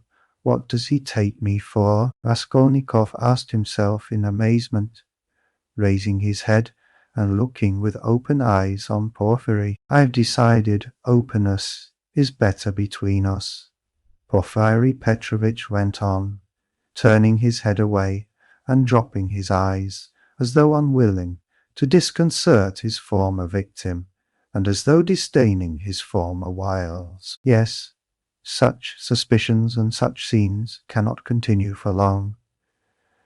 Nikolai put a stop to it, or I don't know what we might not have come to. That damned workman was sitting at the time in the next room.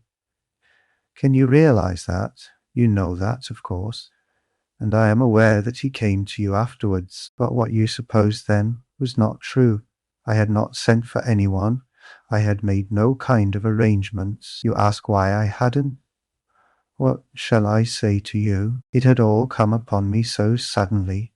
I had scarcely sent for the porters. You noticed them as you went out, I dare say. An idea flashed upon me. I was firmly convinced at the time, you see, Rodion Romanovitch. Come, I thought, even if I let one thing slip for a time, I shall get hold of something else. I shan't lose what I want anyway. You are nervously irritable, Rodion Romanovitch, by temperament. It's out of proportion with other qualities of your heart and character, which I flatter myself I have to some extent divined. Of course, I did reflect, even then, that it does not always happen that a man gets up and blurts out his whole story. It does happen sometimes, if you make a man lose all patience, though even then it's rare. I was capable of realizing that. If I only had a fact, I thought, the least little fact to go upon, something I could lay hold of, something tangible, not merely psychological, for if a man is guilty, you must be able to get something substantial out of him. One may reckon upon most surprising results indeed. I was reckoning on your temperament, Rodion Romanovitch, on your temperament, above all things. I had great hopes of you at that time. But what are you driving at now? Raskolnikov muttered at last, asking the question without thinking. What is he talking about? He wondered distractedly. Does he really take me to be innocent? What am I driving at? I've come to explain myself. I consider it my duty, so to speak. I want to make clear to you how the whole business, the whole misunderstanding arose. I've caused you a great deal of suffering. Rodion Romanovitch, I am not a monster. I understand what it must mean for a man who has been unfortunate, but who is proud, imperious, and above all, impatient, to have to bear such treatment. I regard you in any case as a man of noble character, and not without elements of magnanimity, though I don't agree with all your convictions. I wanted to tell you this first, frankly and quite sincerely, for above all I don't want to deceive you. When I made your acquaintance, I felt attracted by you. Perhaps you will laugh at my saying so. You have a right to. I know you disliked me from the first, and indeed you've no reason to like me. You may think what you like, but I desire now to do all I can to efface that impression and to show that I am a man of heart and conscience. I speak sincerely. Porfiry Petrovitch made a dignified pause. Raskolnikov felt a rush of renewed alarm. The thought that Porfiry believed him to be innocent began to make him uneasy. It's scarcely necessary to go over everything in detail, Porfiry Petrovitch went on. Indeed, I could scarcely attempt it. To begin with, there were rumours. Through whom, how, and when those rumours came to me, and how they affected you, I need not go into. My suspicions were aroused by a complete accident, which might just as easily not have happened. What was it? I believe there is no need to go into that either. Those rumours and that accident led to one idea in my mind. I admit it openly, for one may as well make a clean breast of it. I was the first to pitch on you. The old woman's notes on the pledges and the rest of it, that all came to nothing. Yours was one of 100. I happened, too, to hear of the scene at the office, from a man who described it capitally, unconsciously reproducing the scene with great vividness. It was just one thing after another. Rodion Romanovich, my dear fellow, how could I avoid being brought to certain ideas? From 100 rabbits you can't make a horse. 100 suspicions don't make a proof, as the English proverb says, but that's only from the rational point of view. You can't help being partial, for after all, a lawyer is only human. I thought, too, of your article in that journal. Do you remember? On your first visit we talked of it. I jeered at you at the time, but that was only to lead you on. I repeat, Rodion Romanovich, you are ill and impatient. That you were bold, headstrong, in earnest, and had felt a great deal I recognized long before.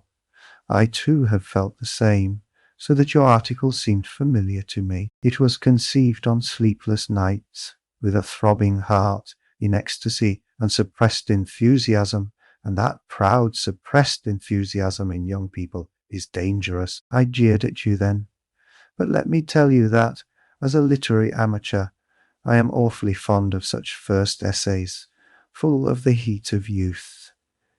There is a mistiness and a chord vibrating in the mist. Your article is absurd and fantastic, but there's a transparent sincerity, a youthful, incorruptible pride, and the daring of despair in it. It's a gloomy article, but that's what's fine in it. I read your article and put it aside, thinking as I did so, that man won't go the common way. Well, I ask you after that as a preliminary, how could I help being carried away by what followed? Oh dear, I'm not saying anything. I'm not making any statement now. I simply noted it at the time. What is there in it? I reflected. There's nothing in it that is really nothing, and perhaps absolutely nothing. And it's not at all the thing for the prosecutor to let himself be carried away by notions. Here I have Nikolai on my hands with actual evidence against him. You may think what you like of it, but it's evidence. He brings in his psychology too. One has to consider him too, for it's a matter of life and death. Why am I explaining this to you? That you may understand, and not blame my malicious behavior on that occasion. It was not malicious, I assure you. He. Do you suppose I didn't come to search your room at the time? I did. He. I was here when you were lying ill in bed. Not officially, not in my own person, but I was here. Your room was searched to the last thread at the first suspicion. But umsonst. I thought to myself, now that man will come of himself and quickly too. If he's guilty, he's sure to come. Another man wouldn't, but he will. And you remember how Mr. Alfie Razumihin began discussing the subject with you? We arranged that to excite you. So we purposely spread rumors that he might discuss the case with you. And Razumihin is not a man to restrain his indignation. Mr. Zametov was tremendously struck by your anger and your open daring. Think of blurting out in a restaurant, "I killed her." It was too daring, too reckless. I thought so myself. If he is guilty, he will be a formidable opponent. That was what I thought at the time. I was expecting you, but you simply bowled Zametov over, and, well, you see, it all lies in this, that this damnable psychology can be taken two ways. Well, I kept expecting you, and so it was you came. My heart was fairly throbbing. Ah, now, why need you have come? Your laughter too as you came in, do you remember? I saw it all plain as daylight. But if I hadn't expected you so specially, I should not have noticed anything in your laughter. You see what influence a mood has. Mr. Razumihin, then. Ah, that stone under which the things were hidden. I seem to see it somewhere in a kitchen garden. It was in a kitchen garden. You told Zametov, and afterwards you repeated that in my office, and when we began picking your article to pieces, how you explained it. One could take every word of yours in two senses, as though there were another meaning hidden. So in this way, Rodion Romanovich, I reached the furthest limit, and knocking my head against a post, I pulled myself up, asking myself what I was about. After all, I said, you can take it all in another sense if you like, and it's more natural so indeed. I couldn't help admitting it was more natural. I was bothered. No, I'd better get hold of some little fact, I said. So when I heard of the bell ringing, I held my breath and was all in a tremor. Here is my little fact, thought I, and I didn't think it over. I simply wouldn't. I would have given 1,000 rubles at that minute to have seen you with my own eyes. When you walked 100 paces beside that workman, after he had called you murderer to your face, and you did not dare to ask him a question all the way. And then, what about your trembling? What about your bell ringing in your illness, in semi-delirium? And so, Rodion Romanovich, can you wonder that I played such pranks on you? And what made you come at that very minute? Someone seemed to have sent you. By Jove! And if Nikolai had not parted us? And do you remember Nikolai at the time? Do you remember him clearly? It was a thunderbolt, a regular thunderbolt, and how I met him. I didn't believe in the thunderbolt, not for a minute. You could see it for yourself, and how could I? Even afterwards, when you had gone, and he began making very, very plausible answers on certain points, so that I was surprised at him myself. Even then I didn't believe his story. You see what it is to be as firm as a rock. No, thought I, Morgan through. What has Nikolai got to do with it? Razumihin told me just now that you think Nikolai guilty, and had yourself assured him of it. His voice failed him, and he broke off.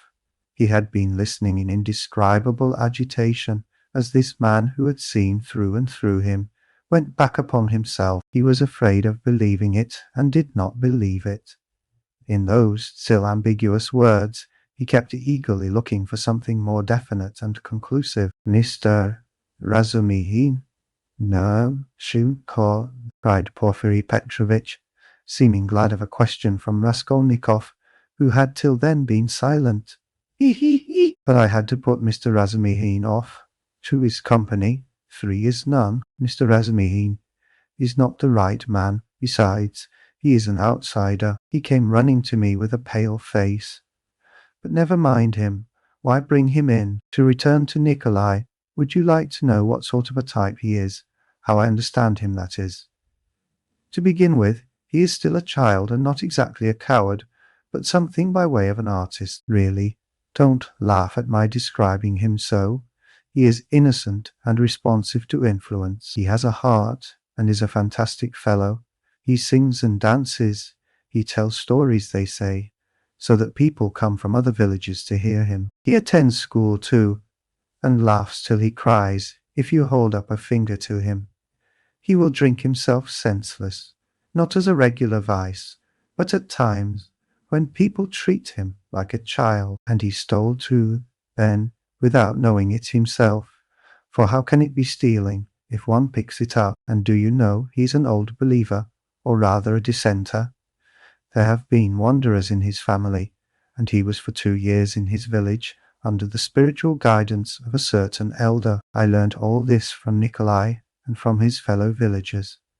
And what's more, he wanted to run into the wilderness. He was full of fervor, prayed at night, read the old books, the true ones, and made himself crazy. A religious sect, translator's note. Petersburg had a great effect upon him, especially the women and the wine. He responds to everything, and he forgot the elder and all that. I learnt that an artist here took a fancy to him, and used to go and see him. And now this business came upon him. He ran away. How can one get over the idea that people have of Russian legal proceedings? The very word trial frightens some of them. Whose fault is it? We shall see what the new juries will do. God grant they do good. Well, in prison it seems he remembered the venerable elder. The Bible too made its appearance again. Do you know, Rodion Romanovich, the force of the word suffering among some of these people? It's not a question of suffering for someone's benefit, but simply one must suffer.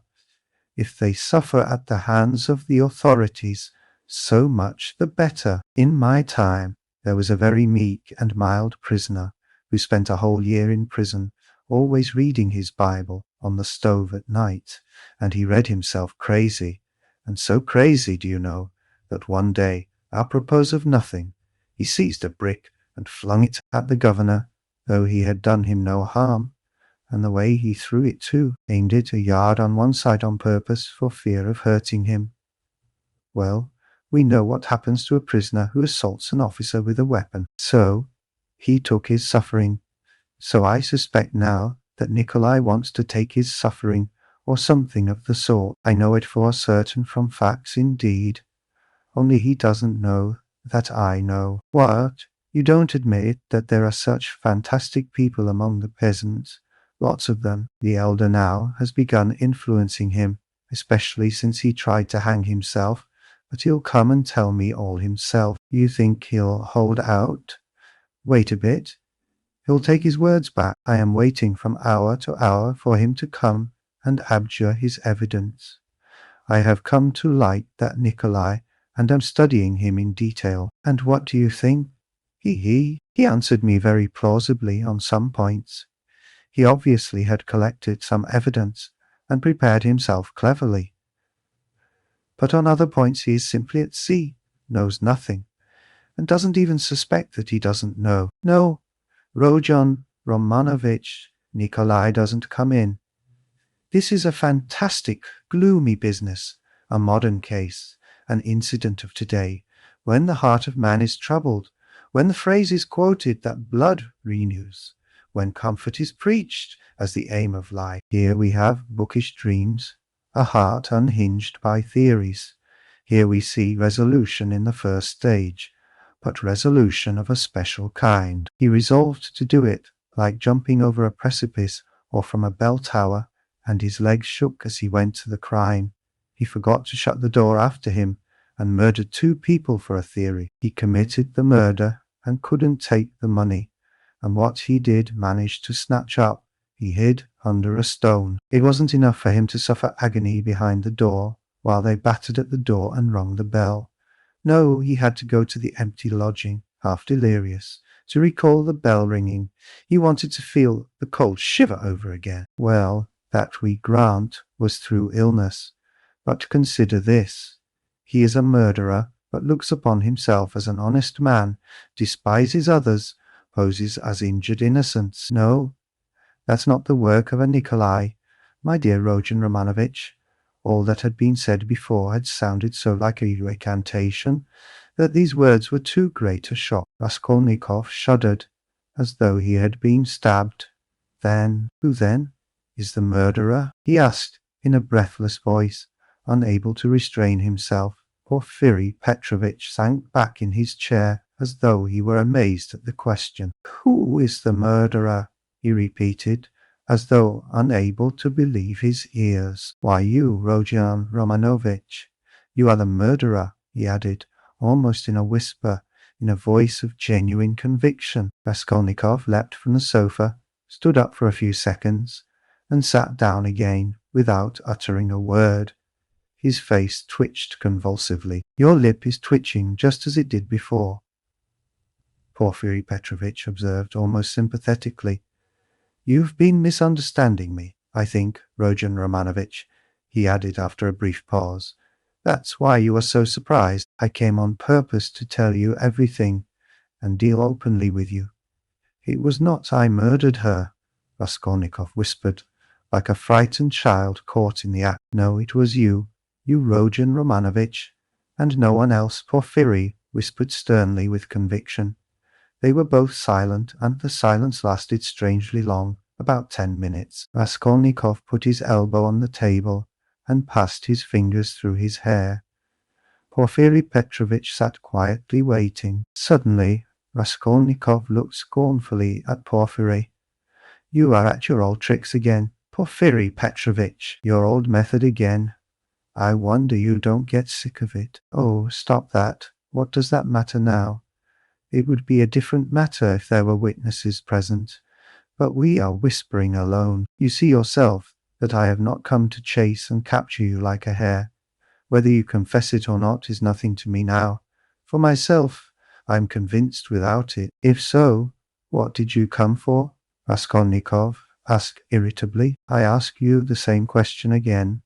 If you consider me guilty, why don't you take me to prison?" "Oh, that's your question. I will answer you, point for point. In the first place, to arrest you so directly is not to my interest." "How so?" "If you are convinced you ought."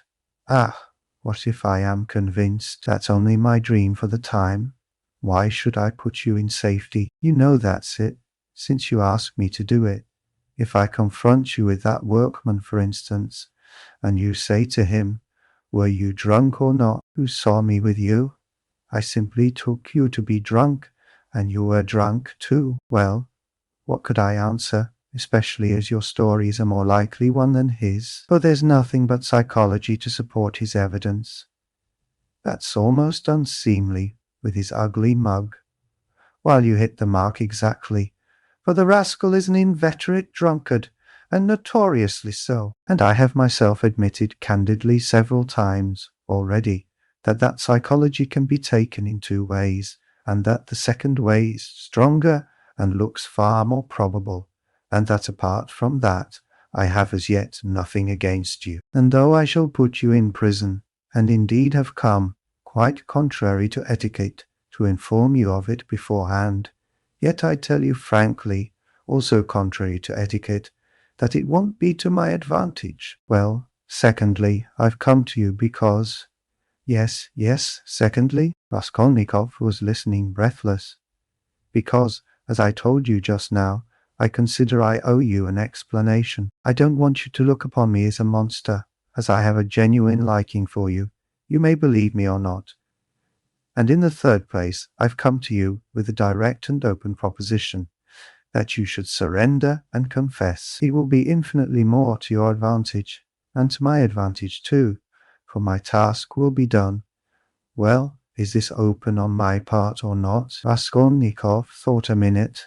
Listen, Porfiry Petrovitch, you said just now you have nothing but psychology to go on, yet now you've gone on mathematics.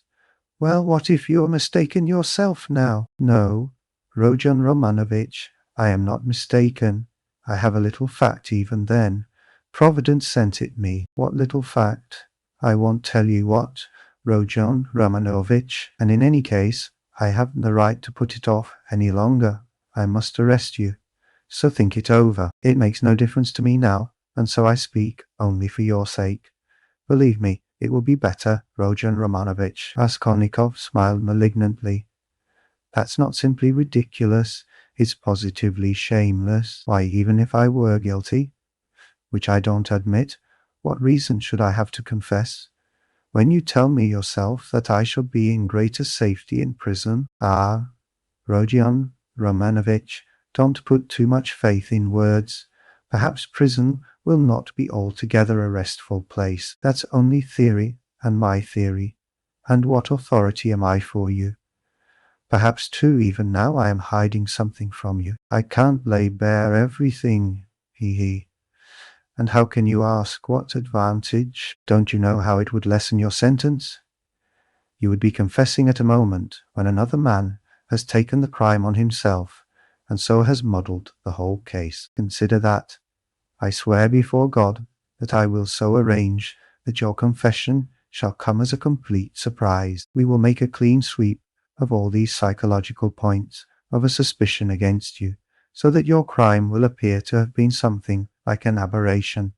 For in truth it was an aberration. I am an honest man, Rodion Romanovich, and will keep my word. Raskolnikov maintained a mournful silence and let his head sink dejectedly. He pondered a long while and at last smiled again. But his smile was sad and gentle. No, he said, apparently abandoning all attempt to keep up appearances with Porfiry. It's not worth it. I don't care about lessening the sentence. That's just what I was afraid of. Porfiry cried warmly, and as it seemed, involuntarily. That's just what I feared, that you wouldn't care about the mitigation of sentence. Raskolnikov looked sadly and expressively at him. Ah, don't disdain life, Porfiry went on. You have a great deal of it still before you. How can you say you don't want a mitigation of sentence? You are an impatient fellow. A great deal of lies before me, of life. What sort of prophet are you? Do you know much about it? Seek, and ye shall find. This may be God's means for bringing you to him, and it's not forever, the bondage. The time will be shortened, laughed Raskolnikov. Why? Is it the bourgeois disgrace you are afraid of? It may be that you are afraid of it without knowing it, because you are young, but anyway you shouldn't be afraid of giving yourself up and confessing. Ah, hang it! Raskolnikov whispered with loathing and contempt, as though he did not want to speak aloud. He got up again as though he meant to go away, but sat down again in evident despair. Hang it, if you like. You've lost faith, and you think that I am grossly flattering you. But how long has your life been? How much do you understand? You made up a theory, and then were ashamed that it broke down and turned out to be not at all original. It turned out something base, that's true. But you are not hopelessly base. By no means so base. At least you didn't deceive yourself for long. You went straight to the furthest point at one bound. How do I regard you? I regard you as one of those men who would stand and smile at their torturer while he cuts their entrails out, if only they have found faith or God. Find it, and you will live. You have long needed a change of air. Suffering, too, is a good thing. Suffer. Maybe Nikolai is right in wanting to suffer. I know you don't believe in it. But don't be overwise. Fling yourself straight into life, without deliberation. Don't be afraid. The flood will bear you to the bank, and set you safe on your feet again. What bank? How can I tell? I only believe that you have long life before you. I know that you take all my words now for a set speech prepared beforehand, but maybe you will remember them after. They may be of use some time. That's why I speak. It's as well that you only killed the old woman. If you'd invented another theory, you might perhaps have done something 1,000 times more hideous. You ought to thank God, perhaps. How do you know? Perhaps God is saving you for something. But keep a good heart and have less fear. Are you afraid of the great expiation before you? No. It would be shameful to be afraid of it. Since you have taken such a step, you must harden your heart. There is justice in it. You must fulfill the demands of justice. I know that you don't believe it, but indeed life will bring you through. You will live it down in time. What you need now is fresh air, fresh air, fresh air. Raskolnikov positively started. But who are you? What prophet are you? From the height of what majestic calm do you proclaim these words of wisdom? Who am I? I am a man with nothing to hope for, that's all. A man perhaps of feeling and sympathy, maybe of some knowledge too, but my day is over. But you are a different matter. There is life waiting for you, though who knows, maybe your life, too, will pass off in smoke and come to nothing. Come, what does it matter that you will pass into another class of men? It's not comfort you regret with your heart. What of it that perhaps no one will see you for so long? It's not time, but yourself that will decide that. Be the sun, and all will see you. The sun has before to be the sun.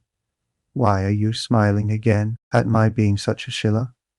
I bet you're imagining that I am trying to get round you by flattery. Well, perhaps I am. Hee. Perhaps you'd better not believe my word. Perhaps you'd better never believe it altogether.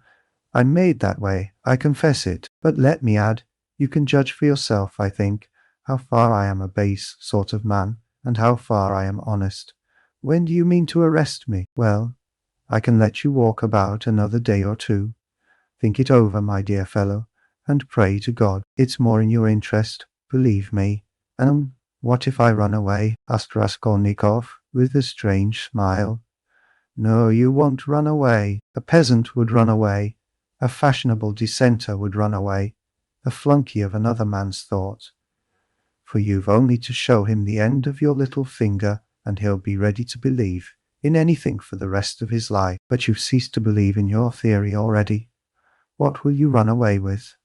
And what would you do in hiding?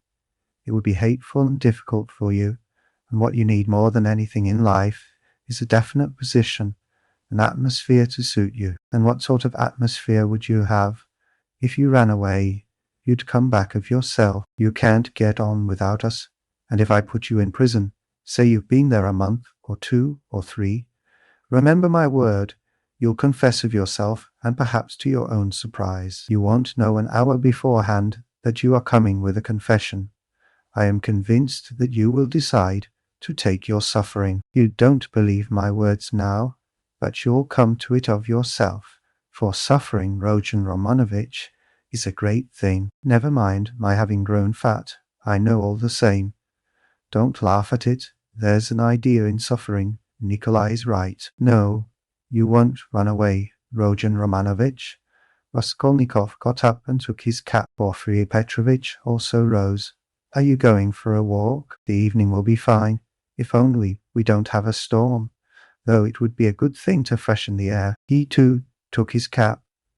Porfiry Petrovitch, please don't take up the notion that I have confessed to you today, Raskolnikov pronounced with sullen insistence. You're a strange man, and I have listened to you from simple curiosity, but I have admitted nothing. Remember that. Oh, I know that. I'll remember. Look at him. He's trembling. Don't be uneasy, my dear fellow. Have it your own way. Walk about a bit. You won't be able to walk too far. If anything happens, I have one request to make of you, he added, dropping his voice.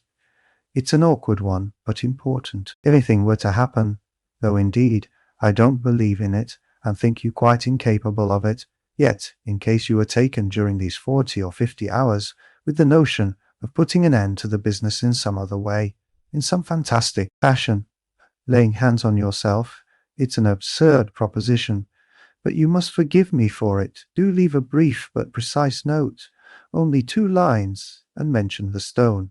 It will be more generous. Come, till we meet. Good thoughts and sound decisions to you. Porfiry went out, stooping and avoiding looking at Raskolnikov. The latter went to the window and waited with irritable impatience till he calculated that Porfiry had reached the street and moved away. Then he too went hurriedly out of the room. Chapter 3. He hurried to Svidrigaïlov's. What he had to hope from that man he did not know, but that man had some hidden power over him. Having once recognized this, he could not rest, and now the time had come. On the way, one question particularly worried him. Had Svidrigaïlov been to Porfiry's? As far as he could judge, he would swear to it that he had not. He pondered again and again, went over Porfiry's visit. No, he hadn't been. Of course he hadn't. But if he had not been yet, would he go? Meanwhile, for the present he fancied he couldn't. Why, he could not have explained, but if he could, he would not have wasted much thought over it at the moment. It all worried him, and at the same time he could not attend to it. Strange to say, none would have believed it perhaps, but he only felt a faint, vague anxiety about his immediate future. Another, much more important anxiety tormented him. It concerned himself, but in a different, more vital way. Moreover, he was conscious of immense moral fatigue, though his mind was working better that morning than it had done of late. And was it worthwhile, after all that had happened, to contend with these new trivial difficulties? Was it worthwhile, for instance, to maneuver that Svidrigaïlov should not go to Porphyry's? Was it worthwhile to investigate, to ascertain the facts, to waste time over anyone like Svidrigaïlov? Oh, how sick he was of it all. And yet he was hastening to Svidrigaïlov. Could he be expecting something new from him? Information, or means of escape. Men will catch at straws. Was it destiny, or some instinct bringing them together? Perhaps it was only fatigue, despair. Perhaps it was not Svidrigaïlov, but some other whom he needed, and Svidrigaïlov had simply presented himself by chance. Sonia, but what should he go to Sonia for now? To beg her tears again? He was afraid of Sonia too. Sonia stood before him as an irrevocable sentence. He must go his own way or hers. At that moment, especially, he did not feel equal to seeing her. No, would it not be better to try Svidrigaïlov? And he could not help inwardly owning that he had long felt that he must see him for some reason. But what could they have in common? Their very evil doing could not be of the same kind. The man, moreover, was very unpleasant, evidently depraved, undoubtedly cunning and deceitful, possibly malignant. Such stories were told about him. It is true he was befriending Katerina Ivanovna's children, but who could tell with what motive and what it meant? The man always had some design, some project. There was another thought which had been continually hovering of late about Raskolnikov's mind, and causing him great uneasiness. It was so painful that he made distinct efforts to get rid of it. He sometimes thought that Svidrigaïlov was dogging his footsteps. Svidrigaïlov had found out his secret and had had designs on Dunya. What if he had them still? Wasn't it practically certain that he had? And what if, having learnt his secret, and so having gained power over him, he were to use it as a weapon against Daunia?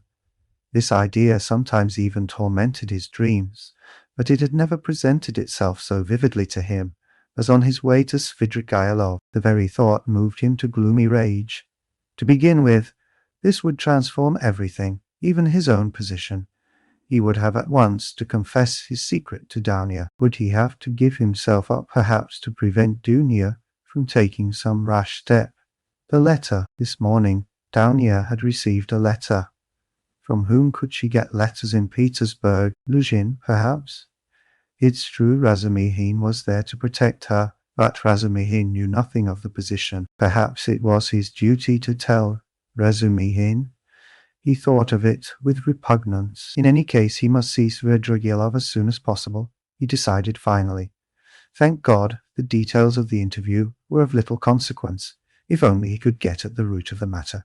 But if Svidrigaïlov were capable, if he were intriguing against Dunya, then... Raskolnikov was so exhausted by what he had passed through that month that he could only decide such questions in one way. Then I shall kill him, he thought in cold despair. A sudden anguish oppressed his heart. He stood still in the middle of the street and began looking about to see where he was and which way he was going. He found himself in X Prospect, 30 or 40 paces from the Haymarket through which he had come. The whole second story of the house on the left was used as a tavern. All the windows were wide open. Judging from the figures moving at the windows, the rooms were full to overflowing. There were sounds of singing, of clarionet and violin, and the boom of a Turkish drum. He could hear women shrieking. He was about to turn back, wondering why he had come to the X Prospect, when suddenly at one of the end windows he saw Svidrigaïlov sitting at a tea table right in the open window with a pipe in his mouth. Raskolnikov was dreadfully taken aback, almost terrified. Svidrigaïlov was silently watching and scrutinizing him, and what struck Raskolnikov at once seemed to be meaning to get up and slip away unobserved. Raskolnikov at once pretended not to have seen him, but to be looking absent-mindedly away, while he watched him out of the corner of his eye. His heart was beating violently. Yet it was evident that Svidrigaïlov did not want to be seen. He took the pipe out of his mouth, and was on the point of concealing himself, but as he got up and moved back his chair, he seemed to have become suddenly aware that Raskolnikov had seen him, and was watching him. What had passed between them was much the same as what happened at their first meeting in Raskolnikov's room. A sly smile came into Svidrigaïlov's face, and grew broader and broader. Each knew that he was seen and watched by the other. At last Svidrigaïlov broke into a loud laugh. "Well, well, come in if you want me. I am here," he shouted from the window. Raskolnikov went up into the tavern. He found Svidrigaïlov in a tiny back room, adjoining the saloon, in which merchants, clerks, and numbers of people of all sorts were drinking tea, at 20 little tables, to the desperate bawling of a chorus of singers. The click of billiard balls could be heard in the distance. On the table before Svidrigaïlov stood an open bottle and a glass half full of champagne. In the room he found also a boy with a little hand organ, a healthy-looking, red-cheeked girl of 18, wearing a tucked-up striped skirt and a Tyrolese hat with ribbons. In spite of the chorus in the other room, she was singing some servant's hall song in a rather husky contralto to the accompaniment of the organ. "Come, that's enough." Svidrigaïlov stopped her at Raskolnikov's entrance. The girl at once broke off and stood waiting respectfully. She had sung her guttural rhymes, too, with a serious and respectful expression in her face. "Hey, Philip, a glass?" shouted Svidrigaïlov. "I won't drink anything," said Raskolnikov. "As you like. I didn't mean it for you. Drink, Katya. I don't want anything more today. You can go." He poured her out a full glass and laid down a yellow note. Katya drank off her glass of wine, as women do, without putting it down, in 20 gulps, took the note and kissed Svidrigaïlov's hand, which he allowed quite seriously. She went out of the room, and the boy trailed after her with the organ. Both had been brought in from the street. Svidrigaïlov had not been a week in Petersburg, but everything about him was already, so to speak, on a patriarchal footing. The waiter, Philip, was by now an old friend and very obsequious. The door leading to the saloon had a lock on it. Svidrigaïlov was at home in this room, and perhaps spent whole days in it. The tavern was dirty and wretched, not even second-rate. "I was going to see you and looking for you," Raskolnikov began, "but I don't know what made me turn from the Haymarket into the X-Prospect just now. I never take this turning. I turn to the right from the Haymarket, and this isn't the way to you. I simply turned, and here you are. It's strange. Why don't you say at once it's a miracle? Because it may be only chance." "Oh, that's the way with all you folk," laughed Svidrigaïlov. "You won't admit it, even if you do inwardly believe it a miracle. Here you say that it may be only chance, and what cowards they all are here, about having an opinion of their own. You can't fancy, Rodion Romanovitch. I don't mean you. You have an opinion of your own and are not afraid to have it. That's how it was you attracted my curiosity. Nothing else. Well, that's enough, you know." Svidrigaïlov was obviously exhilarated, but only slightly so. He had not had more than half a glass of wine. "I fancy you came to see me before you knew that I was capable of having what you call an opinion of my own," observed Raskolnikov. "Oh, well, it was a different matter. Everyone has his own plans. And apropos of the miracle, let me tell you that I think you have been asleep for the last 2 or 3 days. I told you of this tavern myself. There is no miracle in your coming straight here. I explained the way myself, told you where it was, and the hours you could find me here. Do you remember?" "I don't remember," answered Raskolnikov with surprise. "I believe you. I told you twice. The address has been stamped mechanically on your memory. You turned this way mechanically, and yet precisely according to the direction, though you are not aware of it. When I told you then, I hardly hoped you understood me. You give yourself away too much, Rodion Romanovich. And another thing, I'm convinced there are lots of people in Petersburg who talk to themselves as they walk. This is a town of crazy people. If only we had scientific men, doctors, lawyers, and philosophers, might make most valuable investigations in Petersburg, each in his own line. There are few places where there are so many gloomy, strong, and queer influences on the soul of man as in Petersburg. The mere influences of climate mean so much, and it's the administrative center of all Russia, and its character must be reflected on the whole country. But that is neither here nor there now. The point is that I have several times watched you. You walk out of your house, holding your head high. 20 paces from home you let it sink, and fold your hands behind your back. You look, and evidently see nothing before nor beside you. At last you begin moving your lips and talking to yourself, and sometimes you wave one hand and declaim, and at last stand still in the middle of the road. That's not at all the thing. Someone may be watching you besides me, and it won't do you any good. It's nothing really to do with me, and I can't cure you. But of course you understand me. Do you know that I am being followed?" asked Raskolnikov, looking inquisitively at him. "No, I know nothing about it," said Svidrigaïlov, seeming surprised. "Well then, let us leave me alone," Raskolnikov muttered, frowning. "Very good, let us leave you alone. You had better tell me, if you come here to drink, and directed me twice to come here to you, why did you hide, and try to get away just now, when I looked at the window from the street? I saw it. Hey. And why was it you lay on your sofa with closed eyes and pretended to be asleep, though you were wide awake while I stood in your doorway? I saw it.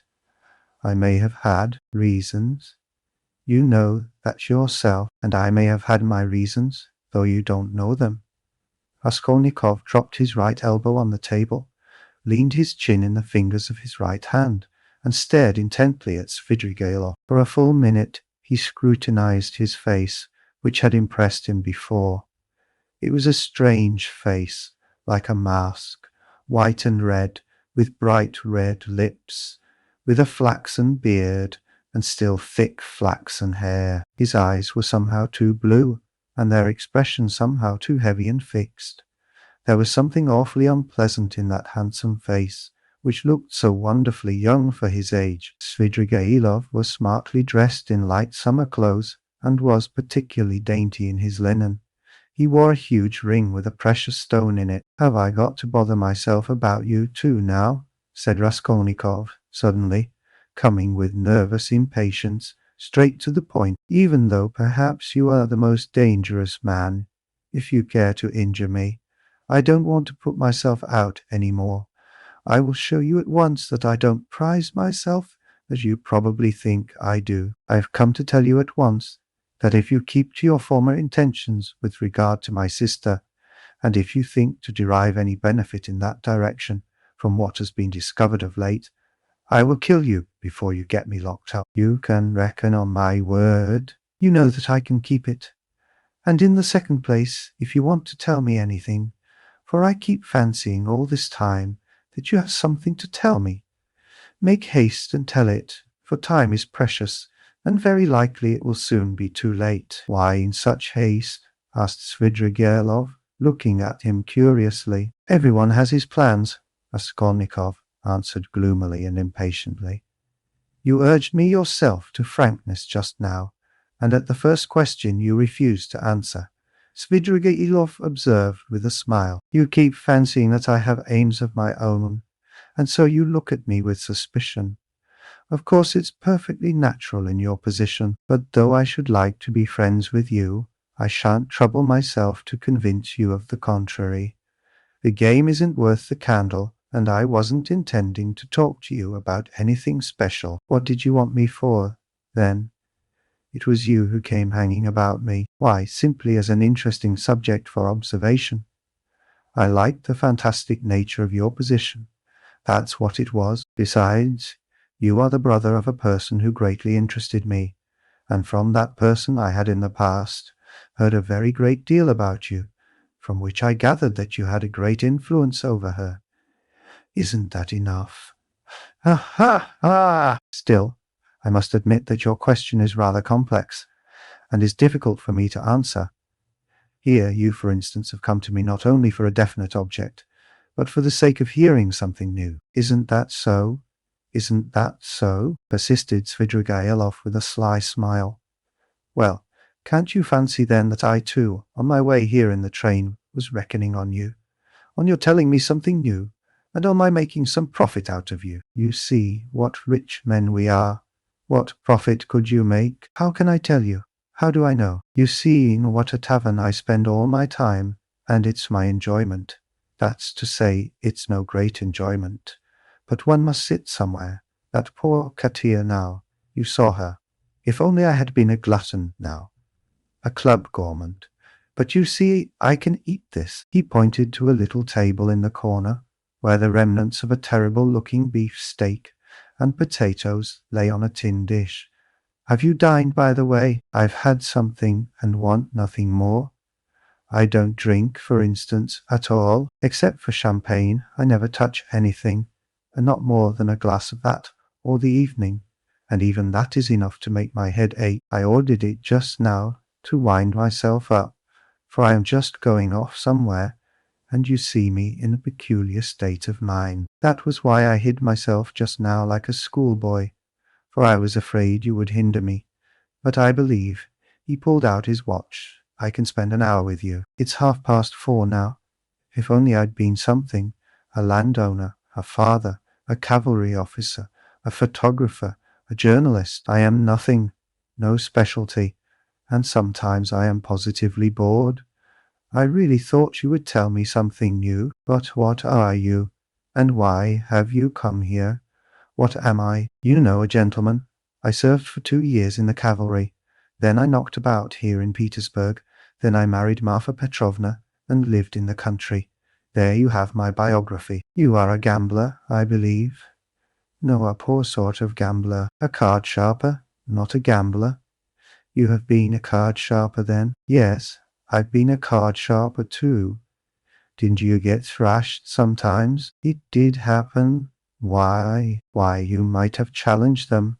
Altogether, it must have been lively. I won't contradict you. And besides, I am no hand at philosophy. I confess that I hastened here for the sake of the women. As soon as you buried Marfa Petrovna, quite so. Svidrigaïlov smiled with engaging candor. What of it? You seem to find something wrong in my speaking like that about women. You ask whether I find anything wrong in vice. Vice. Oh, that's what you are after. But I'll answer you in order. First, about women in general. You know I am fond of talking. Tell me, what should I restrain myself for? Why should I give up women, since I have a passion for them? It's an occupation anyway. So you hope for nothing here but vice. Oh, very well. For vice, then. You insist on its being vice. But anyway, I like a direct question. In this vice, at least, there is something permanent, founded indeed upon nature, and not dependent on fantasy, something present in the blood like an ever-burning ember, forever setting one on fire, and maybe not to be quickly extinguished, even with ought to be quickly extinguished years. You'll agree it's an occupation of a sort. That's nothing to rejoice at. It's a disease and a dangerous one. Oh, that's what you think, is it? I agree that it is a disease like everything that exceeds moderation, and of course in this one must exceed moderation. But in the first place, everybody does so in one way or another, and in the second place, of course, one ought to be moderate and prudent, however mean it may be. But what am I to do? If I hadn't this, I might have to shoot myself. I am ready to admit that a decent man ought to put up with being bored, but yet, and could you shoot yourself? Oh, come, Svidrigailov parried with disgust. Please don't speak of it, he added hurriedly, and with none of the bragging tone he had shown in all the previous conversation. His face quite changed. I admit it's an unpardonable weakness, but I can't help it. I am afraid of death, and I dislike its being talked of. Do you know that I am, to a certain extent, a mystic? Ah, the apparitions of Marfa Petrovna. Do they still go on visiting you? Oh, don't talk of them. There have been no more in Petersburg, confound them, he cried, with an air of irritation. Let's rather talk of that. Though, yeah, I have not much time, and can't stay long with you. It's a pity. I should have found plenty to tell you. What's your engagement? A woman? Yes, a woman. A casual incident. No, that's not what I want to talk of. And the hideousness, the filthiness of all your surroundings, doesn't that affect you? Have you lost the strength to stop yourself? And do you pretend to strength?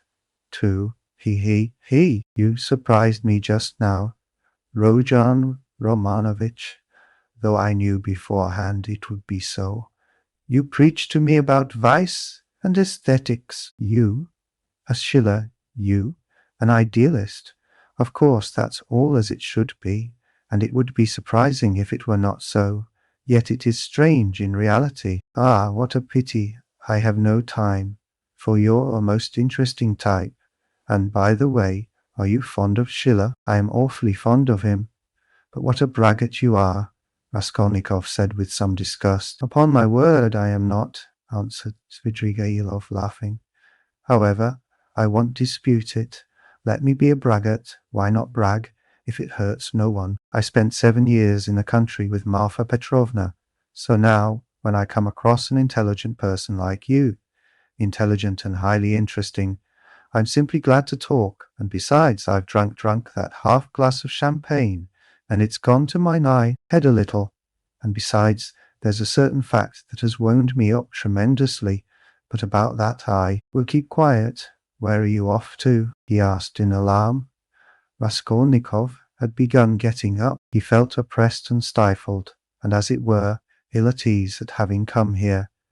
He felt convinced that Svidrigailov was the most worthless scoundrel on the face of the earth. Sit down, stay a little, Svidrigailov begged. Let them bring you some tea anyway.